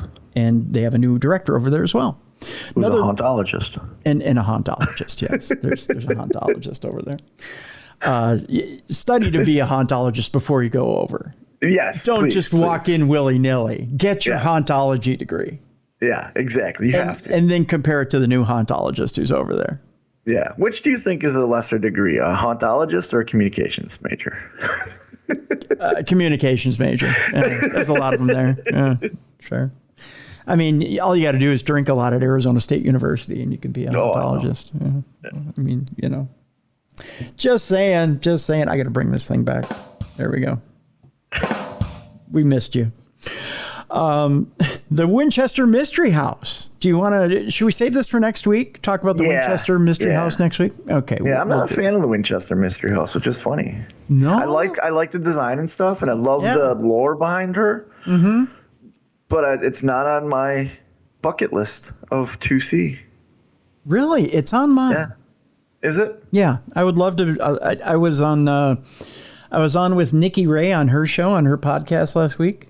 Yeah. And I watched that. Very good show. Oh, well, you were very good. Yeah. Oh, thank you. It was fun. And that's one of the places I'd like to go. Okay.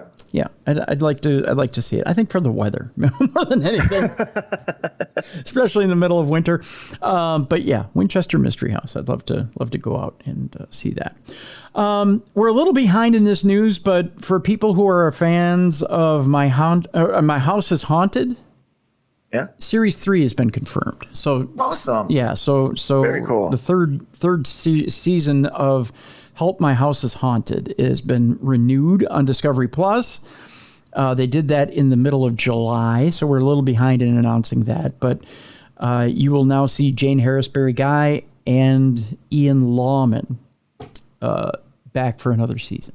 Very cool. It's a good show. Yeah, very good. It's a very underrated show. Yeah, doesn't get a lot of mainstream press, but it's very good. If you get, I suggest checking it out. Right. I believe I don't think they have a listing yet for who's in the new season as far as celebrities. A lot of that gets shot overseas and then they incorporate it over here. You get to see the series over here. So it's a lot of celebrities from over there. Maybe I spoke too soon. No. This is just past celebrities that they list at the end of the press release here. Okay. But yes, they've announced that there's a third season. So that's going to be coming up here. Let's see, is there a date? I don't think there's a release date for. Oh no, there's no specific release date for the new Celebrity Special or the 5th season of the regular series. Discovery Plus has hinted that both are coming soon. It remains unclear as to whether we can expect the Celebrity Special to premiere first. So there you go. I'm guessing September, October. That's usually when those shows, come out. Yeah. So there you go. Help My House is Haunted gets another season. So okay, you will see another season of that. Okay, just a couple of stories left. Actually, we've got 3 stories left today in Supernatural News. This one is a tragic story. Okay. Like drag me out of bed naked and beat me? Yeah, it's that kind of that kind of tragic. You and I are big lovers of the meat. I didn't mean it like this type of big lover. Not like that. No, we love our barbecue. Yeah, we love our barbecue. Imagine, if you will, Bruiser, you're out having a good time. You're out with a walk with the dogs, and you pick up a tick somewhere, and this tick bites you. And that tick bite all of a sudden makes you allergic to meat. No. Oh, that would be my worst fear. Right? Well, yeah, I have nothing against vegans or vegetarians, but damn it, eat a beefsteak. Well, that's being understanding. It's a reality, and this tick is spreading throughout the U.S. Oh no! Yeah. Please. Oh no! And I hate to tell you this, Bruiser. This tick is in your backyard. Yeah. I figured you were going to say that. Well, thank God that I spray my yard for fleas and ticks and all that because of the pups. So I just won't leave my yard. That's good. Christina Carlson didn't think much of the tick she pulled off her torso when she was hiking in the mountains of North Carolina in September 2020. But back home in Mississippi a month later, Carlson complained to her doctor of aching joints and a bloated feeling in her stomach. Her doctor ruled out a rheumatoid arthritis, and a blood test didn't turn up anything definitive. Then Carlson started having eye infections. In February of 2021, she suddenly found a strange rash on her face. An urgent care facility doctor treated her for shingles, but the rash didn't get better. When she returned to her doctor's office. Oh, no. Yeah, this is no... No, this is no joke. Like this is, okay. Yeah. When she returned to her doctor's office, a nurse practitioner asked, "Do you remember having a tick bite?" This led to another blood test that revealed antibodies associated with alpha-gal, which is a sugar found in the meat and fat of non-primate mammals. All right? Oh, so you can eat a monkey. I don't know that. Okay, Indiana. Yeah, you can have monkey brains for dinner. Sure. Alpha-gal syndrome, or AGS, is an allergic reaction that can arise after someone is bitten by a Lone Star tick. That's right. It comes from Texas, you assholes. Oh, that's where barbecue is created. Come on now, Texas. I know. It's right there at the Canadian-Texas border. So we blame Canada, too. Yes, we do. Thank you. I'm just kidding. Named for the white dot on the back of the adult females, the ticks are historically located in the south central and southeastern U.S. They transmit the alpha-gal molecule from mammals they fed on to people that they bite. This is no fun. No, I'm not liking this article at all. Now the ticks are being found in New Jersey and New York State's Long Island, with sporadic reports as far north as the eastern seaboard and in parts of the Midwest. Yeah. Yep. See, look. Aha. You thought you were free and clear. Oh, I never assume I'm free and clear. I squish anything that's near me. I mean, even people. I just hit them with bats.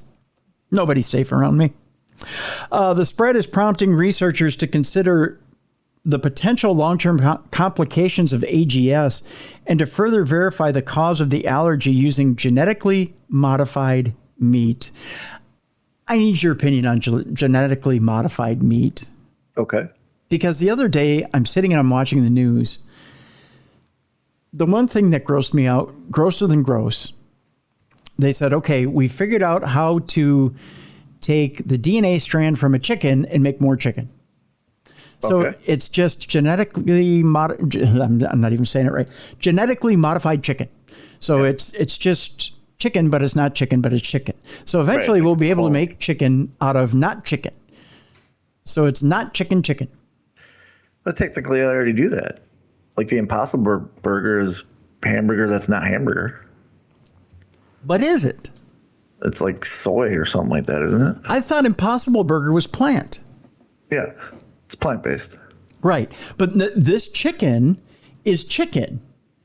But it's just not chicken. DNA chicken. So it's chicken, but it's not chicken. Gotcha. Do you follow me? I follow you. I don't know how I feel about that. Does it taste good? I don't know. I've never had it. Does it taste like chicken? It had. Well, everything tastes like chicken. Yeah. Yeah. I'd have to do a blind taste test first before I form an opinion. But what if it's like a mutant form of chicken? You know what I mean? Yeah, I'm okay with that. I eat chicken nuggets. Tell me where the nugget is on a chicken. Well, yeah. You have a breast, you have a thigh, you have legs, you have wings. Where's the nugget? I almost hate to answer that one. Yeah, I hear what you're saying. Yeah. Nuggets are not natural. Kids love them because, they fit in their little hands and and they eat them and they fit in their little mouths, and nuggets are convenient. Yes. I don't like to eat nuggets. I'll eat them. I love it. But they're convenient. But so what I have to do is like I said, somebody would have to hand me not chicken. Yeah. Chicken? Yeah, not chicken. And I'd have to eat it. Yeah. And then I can form my opinion. And after I ate it, if I liked it, you go, oh, that's one of those not chickens. If I didn't like it and I could taste the difference, I'd be like, this isn't really chicken. You'd be like, it's not a chicken. It's a not chicken DNA chicken. And I'd be like, okay. If you see what I'm saying? If I handed it to you, I go off taste. And I said, this is a DNA chicken, not chicken, and you say it tastes like chicken shit. Well, then you just... Then I wouldn't like it, yeah. Then I'm like, no GMO chickens. Yeah. I'm sticking with my non-GMO. Okay. All right. Gotcha. But I'm willing to try it. Okay. Yeah. Just don't tell me. If you give it to me, just don't tell me it's GMO. Let me taste it and then come up with how I feel about it. And then tell me what it is. Okay. Normally, when a person eats meat from non-primate mammals, such as cows and pigs, their body does not react to alpha-gal. But when a tick bite introduces the molecule, the immune system recognizes it as an invader and produces antibodies known as immunoglobulin E, or IgE, tailored against it. IgE antibodies attach to disease-fighting white blood cells called basophils in the bloodstream and mast cells in tissues. The next time those cells come into contact with alpha-gal from any source, including meat, the antibodies recognize it and the immune system attacks it. Okay. So you essentially are allergic to meat from that point on. Exactly. That sucks. That does suck. Forming IgE can be thought of as loading the gun, explains Scott Commons, the Associate Chief for Allergy and Immunology at the University of North Carolina School of Medicine and leading AGS researcher. Eating mammalian meat.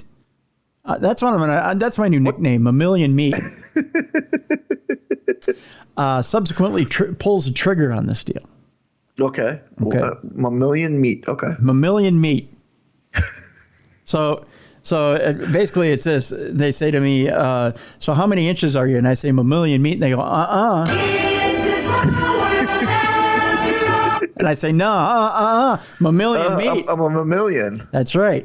Not 4 inches, not 6 inches, not 8 inches. Mammalian meat. Mammalian meat. Yeah, and then you know, people are going to be pissed off at this show. You're going to be like, that song. Why did you keep playing that fucking song? Well, because we had to prove we didn't have mammalian meat. Yeah.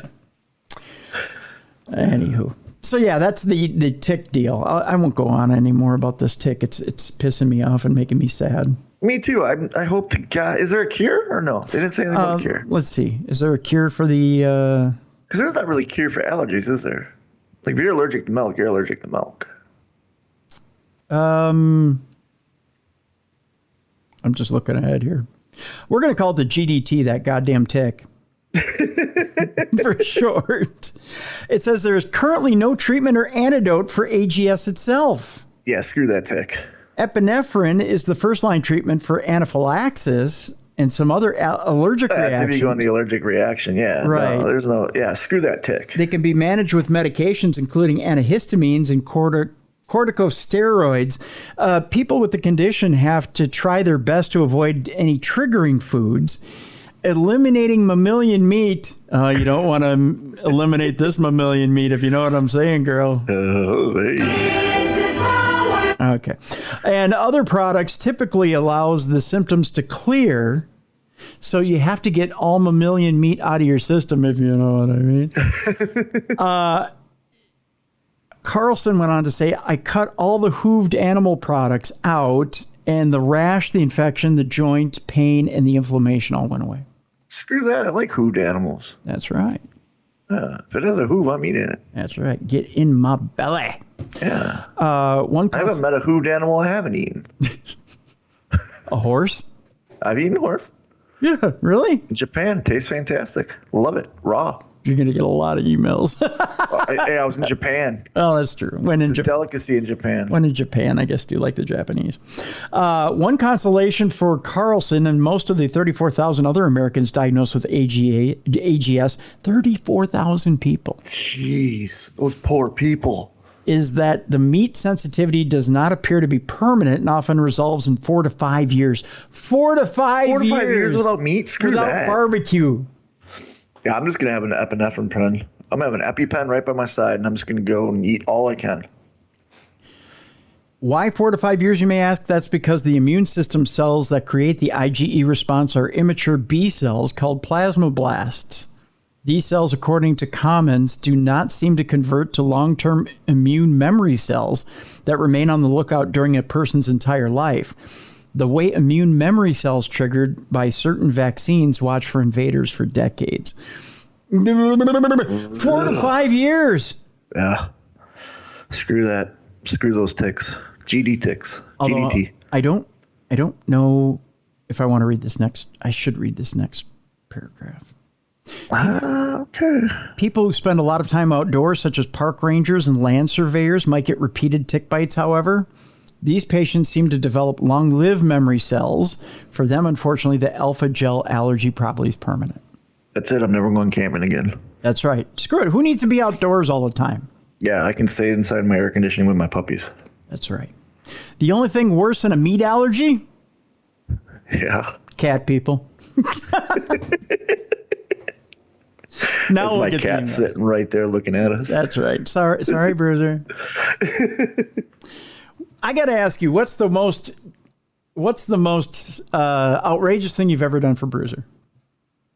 Me or Mrs. Bruiser? Because it's a completely different story. All right, you and then Mrs. Bruiser. Most outrageous thing I've ever done is he sleeps in bed with me and I'll give him belly rubs. Oh, that's not outrageous. So. No. What's the most outrageous thing Mrs. Bruiser's ever done? So he had urinary problems a couple years ago, and so they said to prevent it, you just have to keep him hydrated. So we literally have in his little area here, we have 1, 2, 3, 4, 5, 6, 7 different water bowls. To what, drink out of, or to play? To drink out of. to drink out of. Okay. Yeah. Wow. Yeah. 7 of them. 7. Yep. Hydrated much? That's what she says. I'm like, we can give him 1 or 2. Like, he doesn't need 7. And they're all in the same room. That's the thing. It's not in different rooms. It's all in the same room. You could probably split that up amongst the rooms. That's what I said. Yeah. Nope. Got to be in the same room. Why the same room? That's what she thinks. She thinks because he spends most of his time in this room. What happens if he goes in a room without a bowl?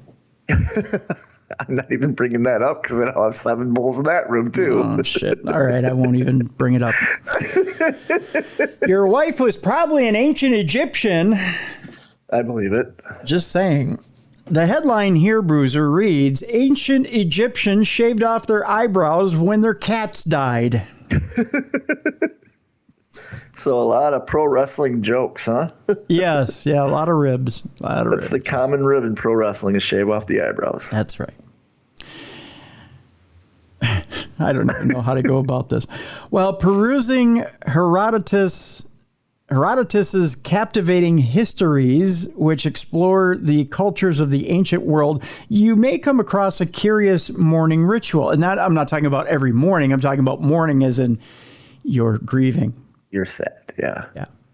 Well, discussing the veneration, and then I get an ad that pops up. What was I looking here? Is it for catnip? Yes, it's for catnip. While discussing the veneration of animals by the ancient Egyptians, the Greek historian Herodotus, who wrote this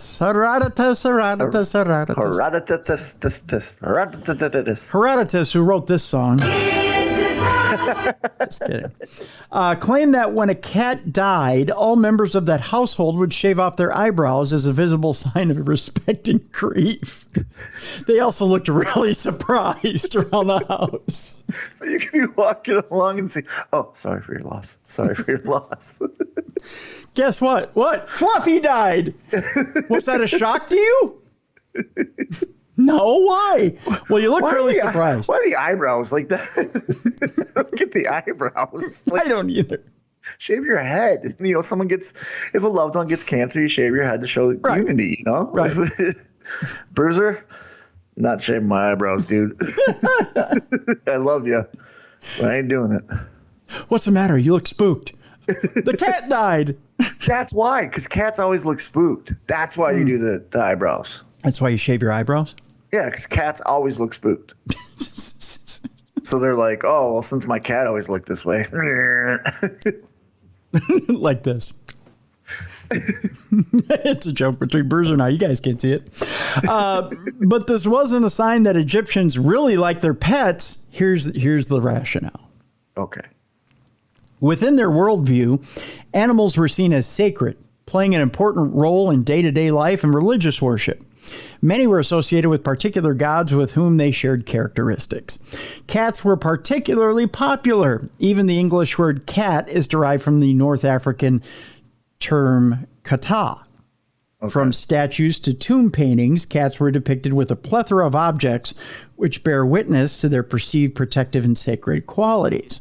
There are even accounts that cats owned by royalty were adorned with luxurious gold jewelry. Okay. God, I hate cat. You're not getting any bling, Bruiser. Nope. But ancient Egyptians didn't worship cats per se. Okay. That's where we've all gone off the rails in the Western world. What they did is to observe their behavior, explained Antonetta Catanzariti, curator of divine females, or felines. She could be divine female. Curator of divine felines, cats of ancient Egypt in NPR. By observing their characteristics, such as their precision, aggression, or nurturing nature, the ancient Egyptians created gods in their image. Their relationship has been described as similar to that of the cow within modern-day India. Yeah, there's cows everywhere. Yeah. Archaeologists believe that cats were first domesticated as efficient pest control against vermin and poisonous snakes. As cats became more domestic, the popularity of Bastet, the ancient Egyptian cat-headed goddess of home fertility and protection used to attract good luck and ward off evil spirits, increased exponentially. I think Bruiser needs to get in touch with his ancestors. He's scared of everything. He needs to get a little Bastet in him.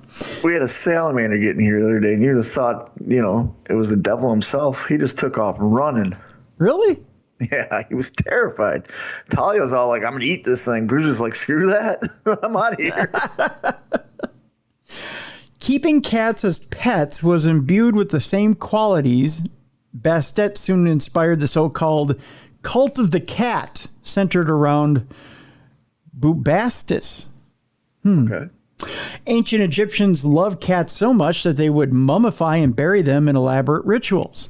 They were often interred with their humans so as to join them in the afterlife. Paradoxically, cats were also considered suitable sacrifices for the gods. Ah, yes! Okay. So there you go. If you ever need to get rid of Bruiser for any reason, just say it's for the gods. Yeah, that's not happening. No? Okay. This is Bruiser would sacrifice me before him. Ah, I see. Yes.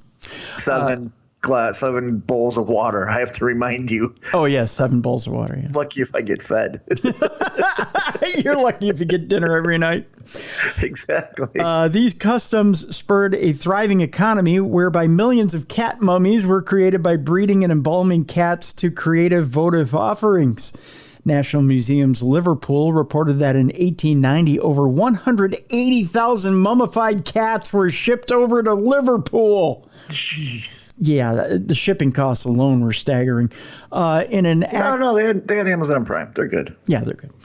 In an act of cultural genocide, they were then sold to be used as fertilizer. Can you imagine the cat owners that lost their shit over that one? Oh, my gosh. In this cultural context, ensuring the welfare of cats was crucial to incur the gods' favor.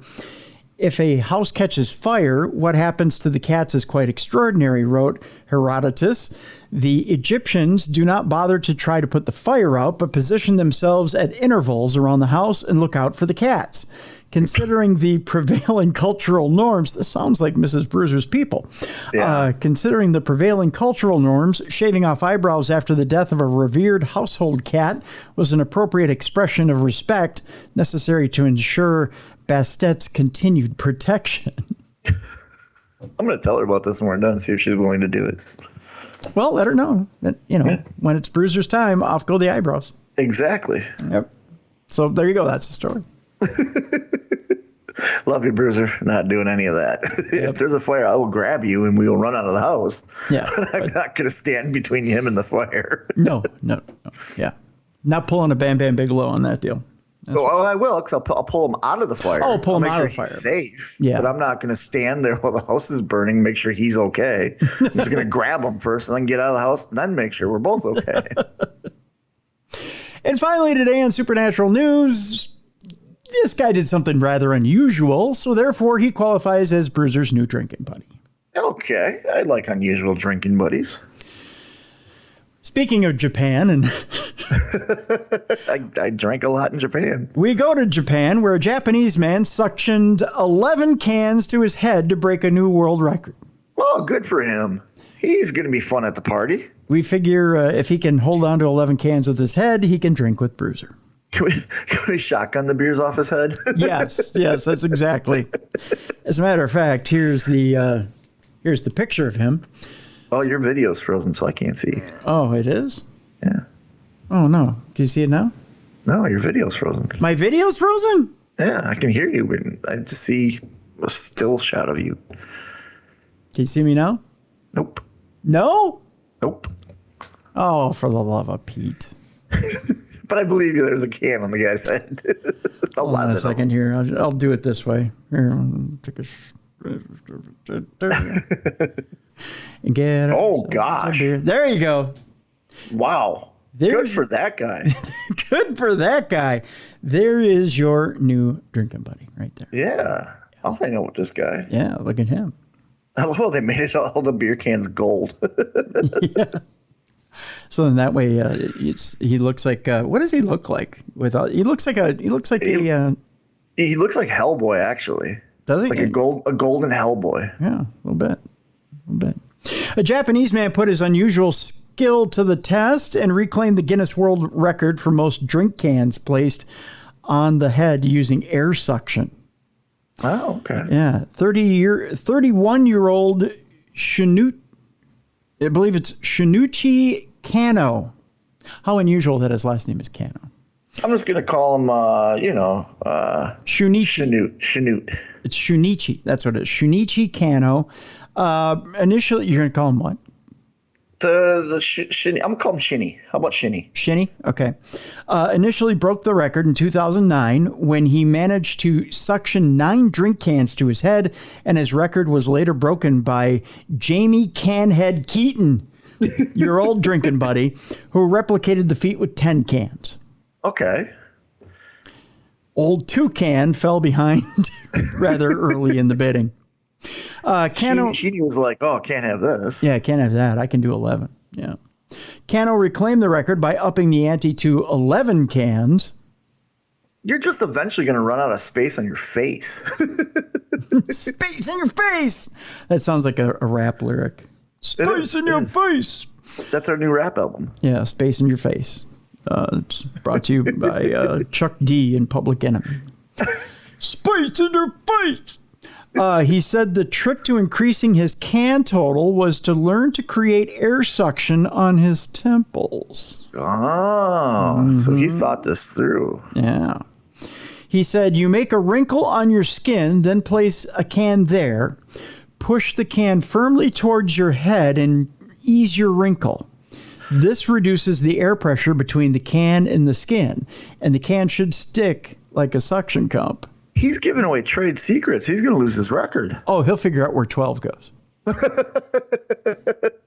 You just can't see them. It's not on that head. It's probably the fold of the neck somewhere. Yeah. Yeah. He said his forehead makes him uniquely qualified for the record. He's probably got an old man's forehead. I have had a big forehead since I was young, he said. Everyone mentioned that, so I felt that I had something quite unique. I was thinking about how I could put this to good use. How can I utilize my 5 head? I can stick a can to it. There we go. I can put cans on my head. Kano said he is often called upon to show off his talent when he goes out to Tokyo bars. Oh, see, you're going to be free drinks. He's getting us free drinks all night. That's right. When I go around holding my official certificate, people get excited and they ask me to do the trick. I get a lot of kicks when I entertain them. He actually made the certificate into a necklace. So he just convinced them, oh, wait, what's that on your neck? Yeah, Guinness Book of World Records. Shunichi goes, I'm a world record holder. Where's my drinks? Hey, one for my buddy Bruiser. That's right. I'm drinking for free. That's right. Sake for everybody. That's how it's going to happen. Sapporo. The Sapporo beer is amazing. Or the acai beer. Oh, so good. So good. Sapporo with a sidecar of sake? Okay, yeah, I'm in. Yeah, that sounds good. Sake sneaks up on you. I love it. Yeah, that's good stuff. Yeah, buddy. Oh, now you know what I want? I want hibachi. I want a hibachi dinner and I want a Sapporo with a sake sidecar. Oh, I'm in. I'm telling you. We're going to have Shinny come out with us so it's free. Mm-hmm. And we're just going to drink beers off his head all night. Yep. If they pick up our bar tab, we'll drink the beer from his head. That's right. That's right. You got it. And the sake from someplace else. Oh, I don't want the sake from somewhere else. He's probably figured out how to suction it in his ass cheeks. I have there's no way I don't want sake enema. Ass sake is what he calls it. I don't want the ass sake enema. Yeah, I don't want the ass sake. No. No. Coming up tomorrow on the show, it's Mike Ricksecker, who is I know that was way too close to ass sake. I know. Mike Ricksecker's on the show. He's coming back. We're talking time travel tomorrow. Ooh, that's exciting. Bruiser. Yeah, we're talking Travels Through Time, which is the name of the new book, which is out right now. So if you want to follow along, you can go to Amazon and get it through Kindle. Okay. Yeah. So we're talking Travels Through Time tomorrow. Mike has been to Egypt. Nice. And discovered some things. We're going to talk about Egypt. We're going to talk about Atlantis. We're going to talk about UFOs and UAP and how they all connect. And And we're also going to talk about some of his time travel experiences. All right. Yes, that's all coming up tomorrow on the big program. I can't wait. Yeah, it's going to be good stuff. So that's tomorrow on Darkness Radio. Bruiser, tell people where you're going to be this weekend. This Friday, I'm in Winston-Salem. I'm producing the Future Stars for AML. It's all just like a student showcase for up-and-coming stars. Saturday, I am at the Andre the Giant Memorial Show, which will be a lot of fun. It's at his ranch here that he had in North Carolina. His daughter will be there. I've never met her. Be exciting to meet her. And then Sunday, I'm back at the training center, and we're running a student-only show to get some of the newer students out in front of just family and friends. You seriously can't see me right now? Nope. Oh, I wish you could. You mentioned Andre the Giant, and I got my Andre the Giant and Hulk Hogan 2-pack from WrestleMania 3, my Funko Pop. Ah, okay. Yeah, it's right over there. You can't see it? I can't see you. You're frozen. I see like you, but you're frozen. I'm like that was a great WrestleMania too. That was a huge sellout. I'm like John Cena. You can't see me right now. Can't see me. You can't see me. You can't see me. Do, do, do, do. Do, do, do, do. Do, do, do. Yeah. That reminds me. I got a podiatry appointment on Tuesday, and my nurse has a brother who has Down syndrome. Okay. And he was just at Raw on Monday. Oh, okay. And he's a huge John Cena fan. So I'm going to surprise him when I go to my appointment on Tuesday. What I have, Bruiser, now, see, I've been collecting wrestling stuff for the longest time. Surprise. Right. Like nobody knew that, right? So do you remember the John Cena inflatable hands, the Word Life ones? Oh, yeah. Right? I have a few of those somewhere. Yeah, where the thumbs are yeah. I have a pair here, right? Yeah. Yeah. So you're going to bring it for him? Yeah.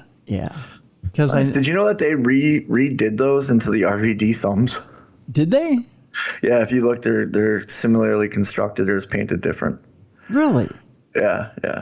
Yeah, so I'm going to bring those. And I'm trying to decide whether I want to part with my John Cena bobblehead or not.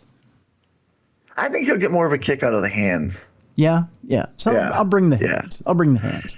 Because they're inflatable and you can put your hands in them and you can do the. Yeah, like think about when you're a kid, like a bobblehead's more for like our age because we can put it on our desk and play with it. Kids can't really play with that. I think he's older. Oh, okay. Yeah, I think he's an older guy. So. Okay. Yeah, but I just he'll like the hands, I think. Yeah, I don't know how old he is, but I think he's older. Okay. Yeah, but I just she's told me so many stories about him, and so I just love giving people a kick out of it when they especially wrestling fans that are really into one particular. I love when you get the special needs fans that just they love something and you get to see them meet. I have one that's back in it was Milwaukee, and he was a special needs kid, and I found out he was a big fan of mine, and I found out he only lived about a half hour from me, so I talked to his parents and stuff and actually had lunch with him, and he started to cry and shake. Aww. And it was just such a, and I gave him a t-shirt and some of my wrestling gear and pictures and stuff, but it was a good feeling, because I made that impression on that young man. Yeah. So, yeah. So I can't wait for Tuesday. And plus I want to see if he had a good time at Raw. So he did. It was a good Raw. It was a good show. It was a good show. Yeah, it was. So, yeah. So I'm looking forward to Seth Rollins' shoes. Oh, my gosh. Oh, did they not? Even if you're not wrestling fans, people, go to Instagram and look up Seth Rollins' boots. Yeah, they look like Peeps if they were made by Crocs. Yeah, exactly. Yeah, that's what I said. Like. They're Peep Crocs. Yeah, Peep Crocs is what they look like. But yeah, so that'll do it for today in the big program. Again, tomorrow, Mike Ricksecker is on the program. We're talking travels through time, and we're not going to take up any more of your time because you can't travel through time to get back the time you used today. That's all there is to it. But we want to thank you so much for, again, spending your time with us. We appreciate the time you take to listen to this program. We love you guys so much, and thank you for listening to us. Again, if you have Parashare stories, send it to tim@darknessradio.com or leave us a voice note at darknessradioshow.com. We greatly appreciate it. Also, be sure to check out our sponsors for this week, as they are the ones who support us as well as you guys, and keep us in business and keep the lights on here at Darkness Radio. Want to mention Mint Mobile, which, by the way, $15 a month for unlimited talk, text, and data. You can't beat that deal. It's the nation's largest 5G network. Again, just $15 a month. Switch to Mint Mobile today. Get your new wireless plan. Go to mintmobile.com/darkness. Do us that favor and do that today. Also, stick to your wellness goals with premium ready-to-eat meals from Factor.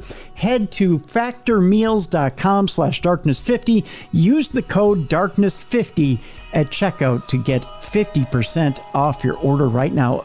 factormeals.com/darkness50. Again, use the code darkness50 at checkout. But that'll do it. Thank you so much for listening to the best in paranormal podcasting. This is Darkness Radio.